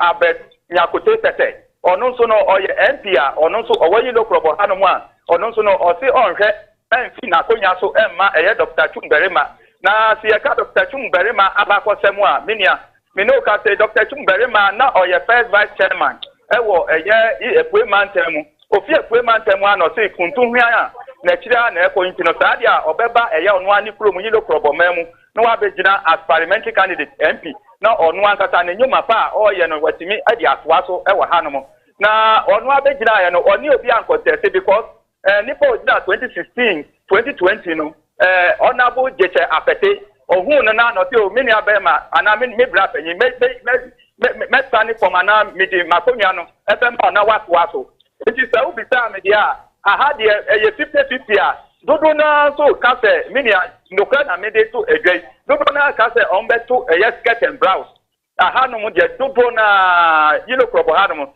dodo na skirt and blouse na omo ka ho asem se omo beto e wa ha no David Yebeda say ne wa ma de ba odi free yilo krobo wa pwe mantemu ababa sumye na no pay e wa bato asoye yeguso e wa twene yemu e hwe se nipa kora wo chinchim yebre na obechim na no so no abo pepepe yesre Ghana for se obi ampie no enkonko to na aba obi ampie no enkonko to na aba eno na amamra no de ahye onsem se emfie nan bia hwe amunu mienu defo ba ko pe ene ye wo de kasa yamonyofo wo mfinhia makomako enan enti entena fie enkasa obi hu ye wahi entena fie nkasa ebia bibi nti wonkonkonkoto waba no wankoto a obi edne kokromoti ekwa akoto nuayi obi asebe unya ya nkoma me yokandifo wabedu so emfinhia makomako enan enti na minu mie ne defo abako no yenya yanyere ho na yemfa enhyem yeda so ejinamu ewo epoemantemu Yvonne Nikwe aba ahoma no so a yede no eba abedi nkomo Yvonne good morning epoemantemu yede kan ko yilo krobo wonso hefa na ugina ewo abato mpesua no so Yvonne mute wo hona fe yeni enkomo entem so emame Yvonne so oti minka biemu a mache Ejo so bebe me da say epoemantemu so abato mpesua be so na wo de yedi kan kwa kopiem ewo yilo krobo dada wonso so gina hen anopai Yo menyo ka say me gina kwekutre polling station when New Driving South ewo capital ewo Koforidua ya ka say the hearts of the capital and in New Driving South and the ka say there I mean the hearts of the capital which is Koforidua nkofo atina ko dada fiti anopa bese 3am amu hwenu me say won beto omaba no omo say omo mpese obufu pro be ya bana mo omo kasa ombeto na omo yi omo kasa mo president ahoboa te sen ewo ho ohwemu anipa he na wonom aba Electoral Commission for ahyase awo mo ebobo won ho ahobambo mu nsem so sen na sitie na nipa dodo sen so na eto aba ewo ba bia wo no Yo, say we come here, we want say Electoral Commission for edi bibia ballot box papers screen ni de e kan ho asa say omutimi di ma eye abaton ekoso no omu de abegu ho fiti anopa 4am and almost started distribution me no ka say de New Driving South obia enya ne ballot papers in the screen na nyame ncha de about 7am abaton no ebakaso Eastern region, we're looking at 1.8 million over. You hear me say, and about one better over 4,000 polling stations. I have say no over 300 people. I have say and you hear me say one better abano. I have say so. Yo Yvonne yebeda senti sene esitie ne sene ne hwehwe no etie no yebeba onchen ebra no na yaba beji report e de afrepo emantem titio ni ba bia wo no tim se omanfo ani e de akire papa se hono na ye ba fi abaton pesia so nti yebeba ho na ye no ababedi enkomo yenua ba Yvonne ni kwe ena ye call nchen e wapo emantem a ye de no ekokodi enkomo e wo afi wa battle aseye Onua TV so enie Onua FM 95.1 eka ho yen social media platforms ni nyina ene eha ena Ghana etie ene eha ena Ghana ehwe enti eye operation yate dada enti yiro ho na oni enko yedika abomamane bio se Facebook no ba like na share na ewiase nyina sene wo mo edi wo moni edi yen abato na chi no se o like ehye no ena nipa dodo nso so enya kwan na wo nso so ahwe bi na wo etie bi nti na de yesrem data na boy de na nso bomoden ase obeto akoso na wo ne yen atena ewo ha na ehwe mo report ahodo a free Facebook no so eba no light off ewo mmia ahodo bebre body ase obi e de abase body ase wonom edum won light yesrem adaworo ma se na ebe ya ene ECG fu edika pamacho dada free be last week ko ene yesrem se de eya chimato ene sinto ewo madwuma mu no na fuam yensen de mutimi esia no mayanya ha obi e ma Yesu ma se mosia no enti monhwe man na obia enya kwan na de wo show Onua TV wo tie Onua FM wo hwe TV3 wo hwe wo tie 3 FM wo tie akoma wa Asante Mantemu no asaso tie connect e wa to Mantemu na yen social media handles no wo hwe bi no wo tie bi no yesrem moma nyinam kane no enyina so na omanfo so enya kwan no mo monitor election ehu hia papa ehu hia na entumi emwa na yenko yenim ye behwe na yakọ empesi ahodo so na ye ne yama ne bofo no adi enkomo ne ahwe se ahoba no etisen no nsia bapa ho sima aduasa emienu enti yeguso etwen se no so no bebo owia sesanya eyeden ya obebo na electoral commission so ahye ase na ye hu sene ensem no esi etie ankasa enti yeguso ewo atweneye mu a ye hwe sene yensa ebetumi aka yama ne bofo na afei omoafo ese ebinim koda ho enra na adwo ba 11:40 something a ne yeti fidua mu miankasa JB ena mikojo utim se abato mpesua de bi no ebinim ede emuo enua bucket ede akodi santene mu we every 4 years bia yehu bi na afin so changes and sensature bia mam a omanfo ede sane man ekodi santene mu a eno eya ahobo a wo mo echese ebia na obi wo pentem ato naba no akofie akofhwe Onua TV no atie Onua FM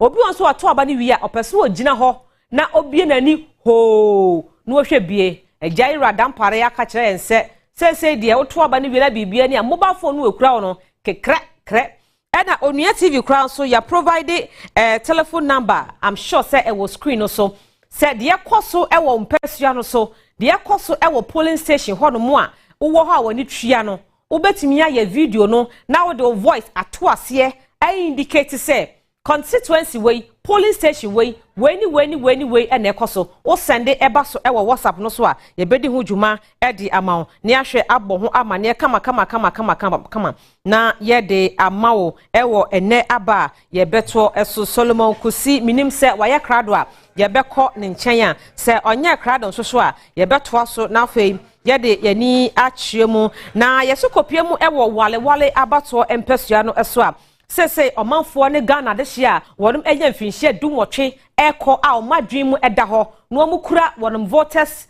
card a ebemu ho kwan watimi ato aba akire nipa ompese ombedi won so se oye emrahye bedwani anase omampani ewo mfinhie na emunum yesokopiemu ewo honum wane DA primary station and a polling station ba ko a ewo wale ho enipa esam ho enyi nipa kuma enipa esam sa polling station ho no enyi nipa kuma ne nyina no eyese o ma ye krado se kokromoti wo mu abo ho ban ede toilet roll afa ho ede tai aboso ti wo mu ntwen masabi obi emeka obi mfase kan ana kuma mati firi ho enti enne ye ne a wo de be kye nipa wo mu epeso odi won so enti ebreko nani mu no ye bekọ na ye ne ama ne bofo no so akodi enkomo na ni nyina efso yeguso a yɛhwɛ yɛnim na afei ɔmanfo a wɔnom so ayɛ krado ɛnɛ dadue na wɔm ɛhwɛ sɛ wɔm bɛto wɔn so ana wakoto wɔm aba no bibia no etimi akoso wano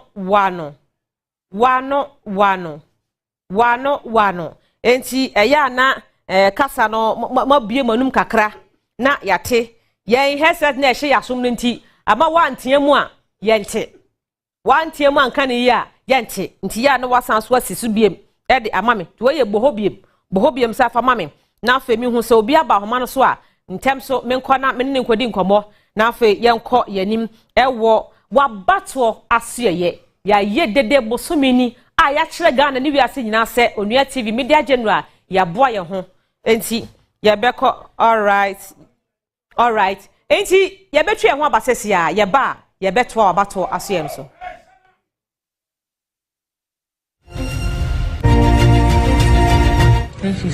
Yeah. Number 10 about on expectations here.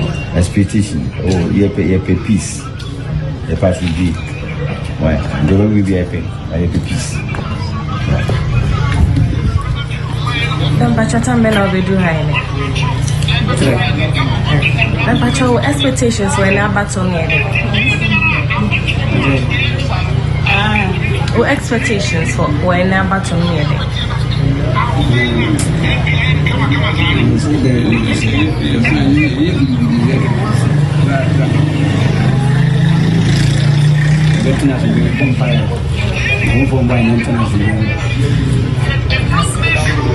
Mamba chata mena bedroom.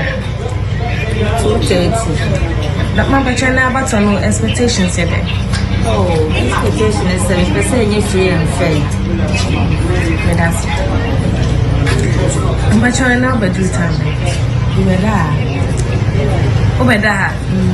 But you're about no expectations here. They say, not to obedience. Maybe I'm too fine.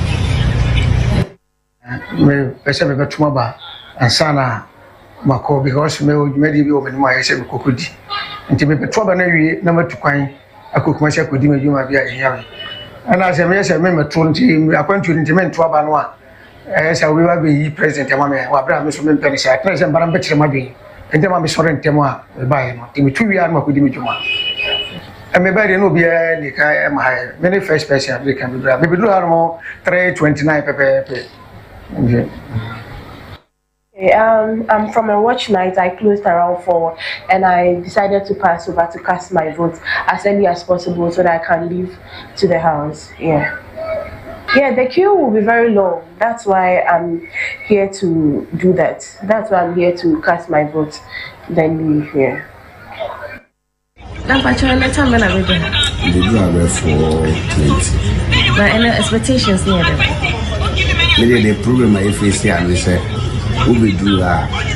Yes, in part 10 do a cheap, in part 20 do a cheap, and in part 80 do a cheap. As Robert will be any. And the problem, as a woman suggests, a big garden.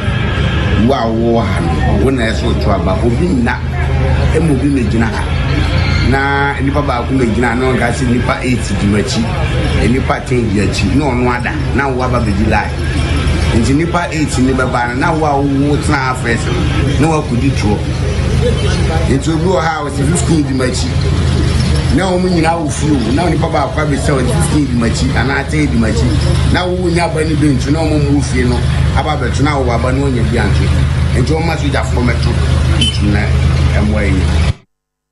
Auntie, please, what time did you get here today? I reached here about 4 o'clock. Please, what are your expectations? I'm expecting that everything to make cool. And at the end of the day, we see which has won. No any fight, no anything. We are fighting our nation, Ghana. We are all Ghanaians. When it's fight, it will help us. Thank you. Daddy.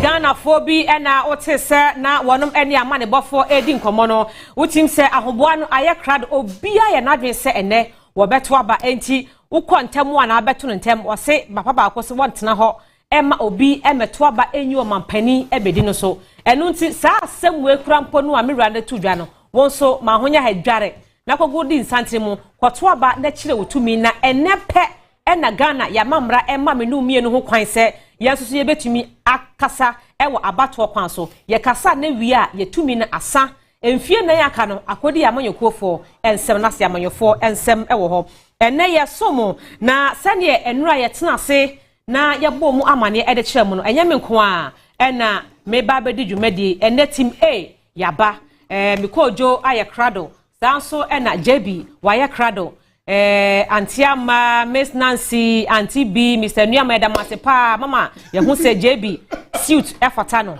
Yadamasepa Papa. Because you're good morning. Good morning, Mr. Mamuina Akwaba, officially about election 2024 today, 7th December. Now, Mijidi said, Ohoye, Yanso, Yahon, Eye, Pa.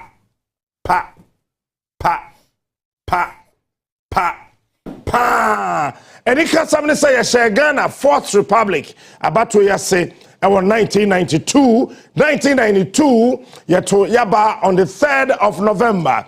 Parliamentary elections, no, now as I say, yato no 9th December, and then 29th December, His Excellency Fly Lieutenant Jerry John Rawlings, that time the head of state and the president-elect. Then we got to 1996. Anna John Agyapong Kofi and Omampani Dada Rawlings. If it's 1992, on Professor Edu Buahin and a contest here. So 1996. Na memeneda. But one day elections na titru parties ni mienu na obia eniwa. Na nekrada sa edano Rawlings and Kofi obi eno ye wo ne memeneda and ye bedu 2000 7th December na eno so yawada sa yawada no Kofi now no eko it's Professor Mills and nana adodankwa no Kofi and Mills na obi eni ho a ye wo no yawada wo mienu na ye wo mu fiada Fifi and Kofi. Then we got to 2004. Same pair. Kofi and Professor John Evans. Fifi at Mills. Women in India. Fifi, Kofi, Fiada. Na abani ye tono. A brother Tuesday. And a bedu. December 7, 2008. Nana Adodankwa Akufu Ado and Professor John Evans Fifi at Mills. Nana Adodankwa Akufu Ado ya wonu Ukiada. And Professor Mills Abano Yatunu Kosiada and about 2012. 2012, John Dramani Mahama Yawono Memeneda Nana Adodankwa Akufado Yawono Eye Ukiada and so Abano Yatunu Efiada and Yabedu 2016. 2016, and the very first timer Obi Ejina Sayan Tone Swaba Sagana Mampenia Dana Yetu Abano na Eyane Krada. Nana Ado Dankwa Akufu Ado. Etino 2016 yetu abanu ukuyada na ye Akufu Ado da ye de wo no na ye ne kra eda efise odekwaku na yetu abanu eye ukuyada.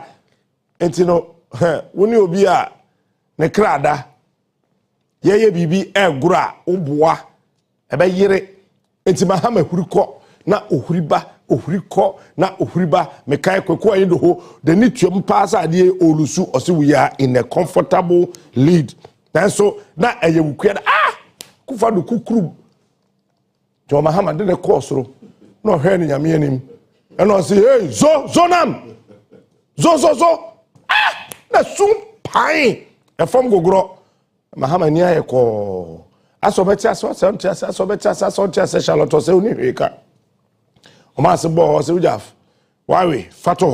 then yaba 2020 John Dramani Mahama Nana Adodankwa Akufu Ado womie no obi en ho ayewo no dwada John Mahama yewo no memeneda Nana Ado yewo no wukuada e de yeto aba no so eye edwada.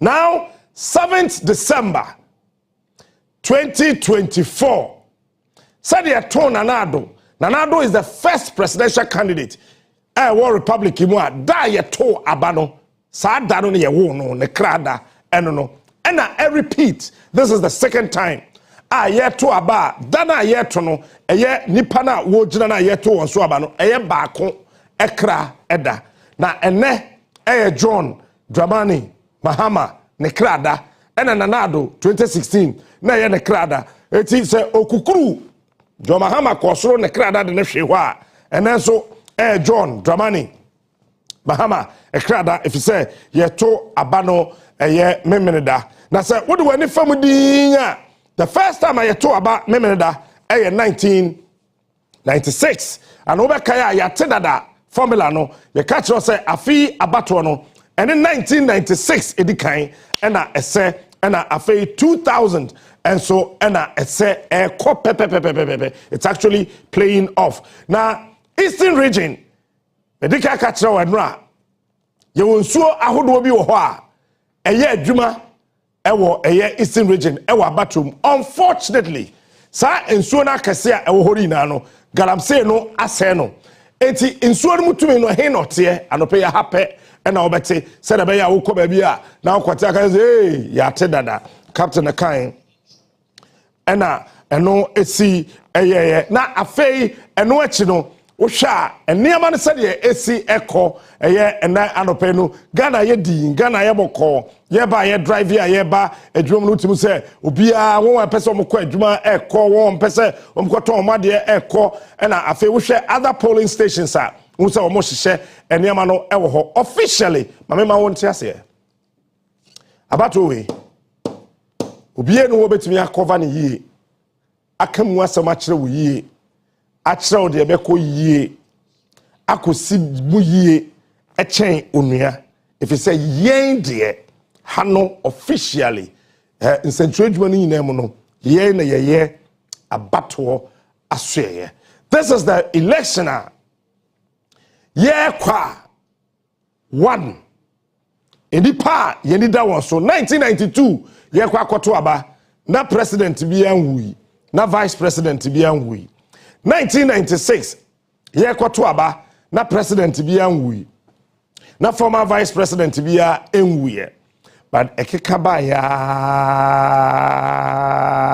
ebesi eneno two former vice presidents have said bye-bye to this beautiful country ode ka ho na ode ekon enkansa aka a ofri winiba aka ho etina say former vice president na womo akrayen pakwesi ebinsata nyame emfa ne kra ensie eye na afei eko enkansa aka enso nyame emfa ne kra ensie eye na afei yem papa Alhaji Alihu Mahama ono so nyame emfa ne kra ensie because 7 December bia no mu imenu ina no ejrem yeto aba apart from eko enkansa aka ono ne Rollins yeto wo so aba on the 3rd of November na afei yeto aba mampani baako entiase ono wote akonwa so no tetoye na fe mampani dada baako fly Lieutenant Jerry John Rollins wo yina no nyame emfa wonkra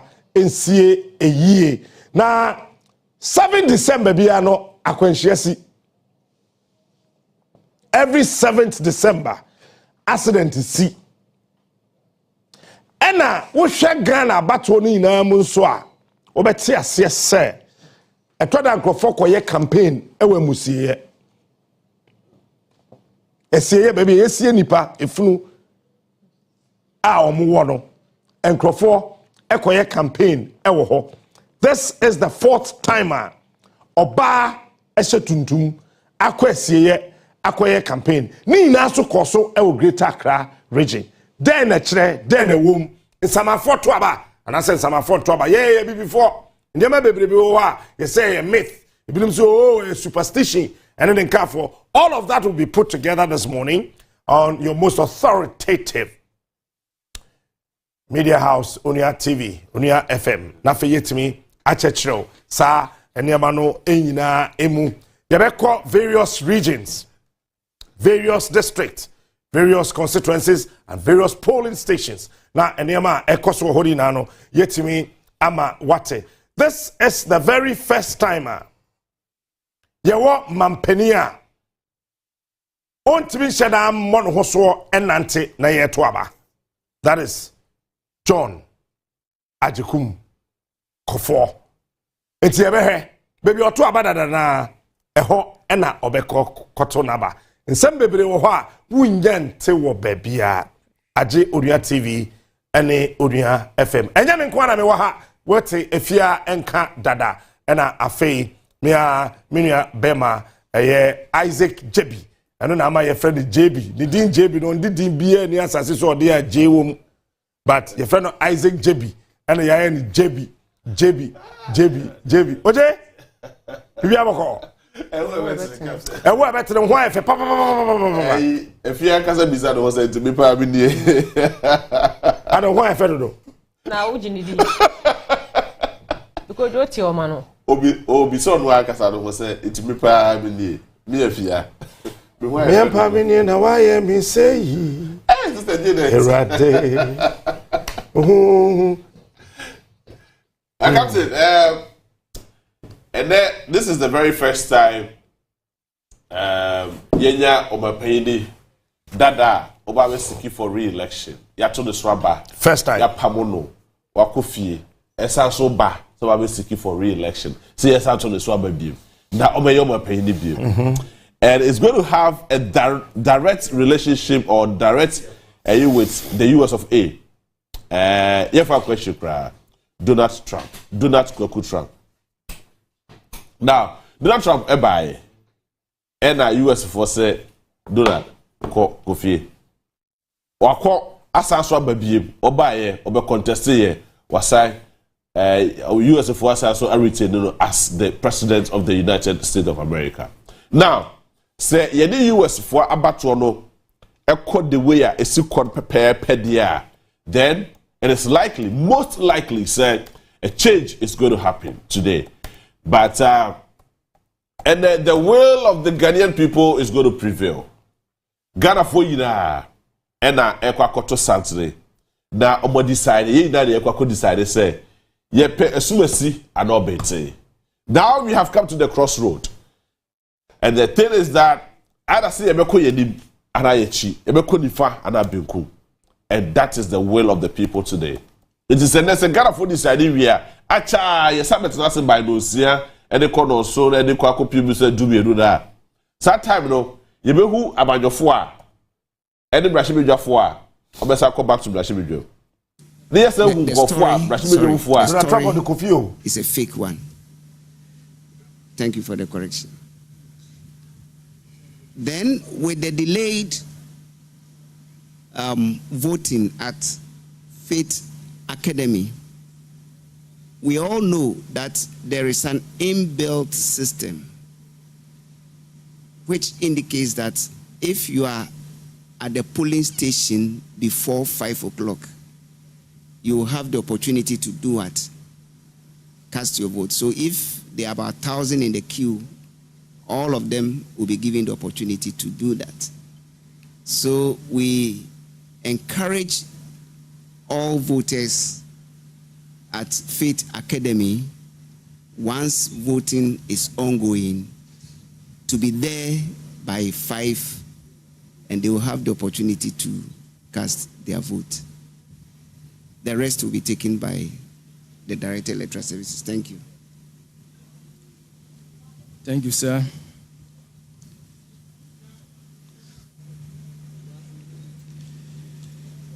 I want to put on record that the Electoral Commission did not lose guard, and we have never lost guard. We engage temporary officials for such exercises. And as you are aware, we have engaged over 40,000. There was whole polling stations, 40,000.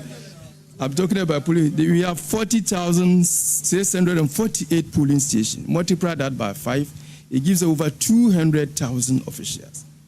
These are all temporary officials. We recruit them and train them. But as you are aware, as human beings as we are, some people may always want to come out on their own purpose.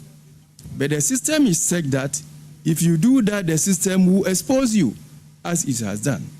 And so when such a thing happens, we deal with the person according to the law, the requirements of the law. So it is not the Electoral Commission that lost guard, but rather it was one of our officials who decided to go against the directives and the training that we have given to that person.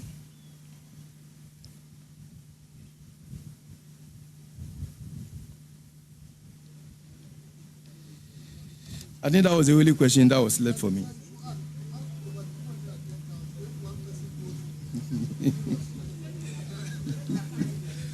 So, thank you so much. But we have sent a warning to the remaining officials. Anyone who does anything untoward will be taken care by the law.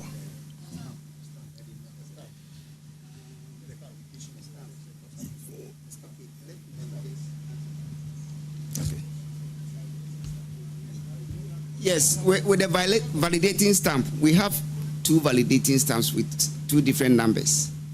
We haven't, you don't have parliamentary or presidential on any of the 2 validating stamps. I hope you get me. So they are just the numbers. So you can use any of the numbers for either the presidential or the parliamentary. We haven't written presidential or parliamentary on any of the distinct validating stamps. Thank you. Thank you, sir.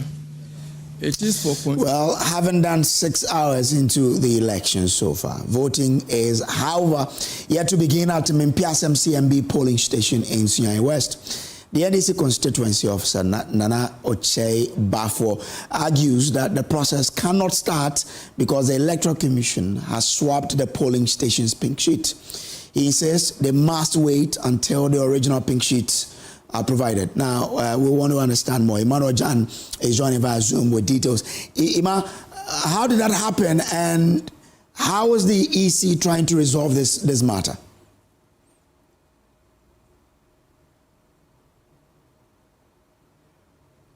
Ima, kindly unmute so we can hear what you're telling us. We want to understand how the mishap happened. Has the EC provided any details, and how are they resolving this particular matter?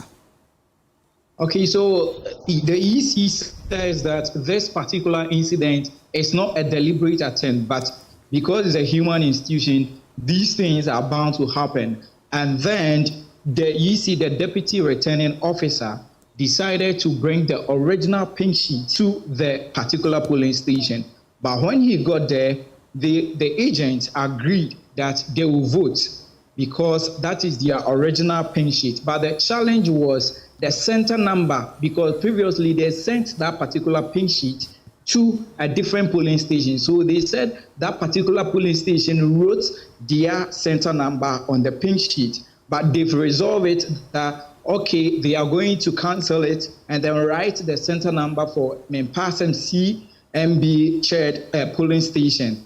But before I was leaving that particular polling station, the challenge was that the DVD machine does not recognize the people or the people who are going to vote there. So that was another challenge that they were trying to resolve it. But as at now, they've not started the elections. Wow.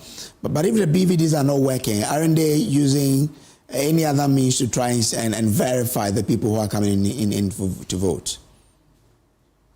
They said they will look at a different way that they will go about this particular issue. So the agents, they've all agreed that they will see how they can resolve this particular issue, and then voting can start.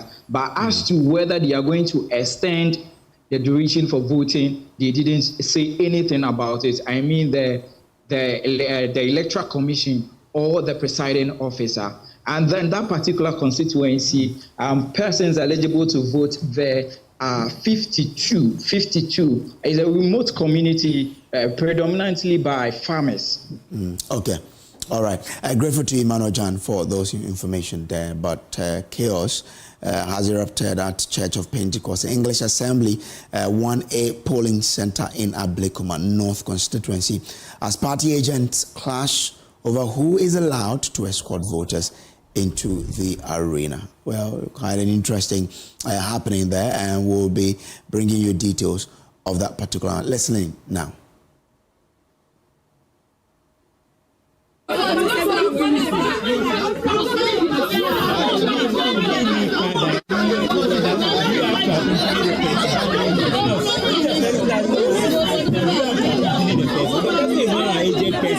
why do you have to find the person? When she comes and mentions her name, they will find it. What do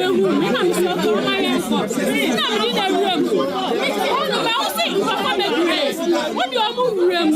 Menkasa, who get that card? Or maybe get that card. So who get that card? Who you perform room? I mean, you are not checking the dinner. What's the BPN? I'm so sad. So who do you be room? Which party? Which party? Which party? MPP. And the other one? NDC.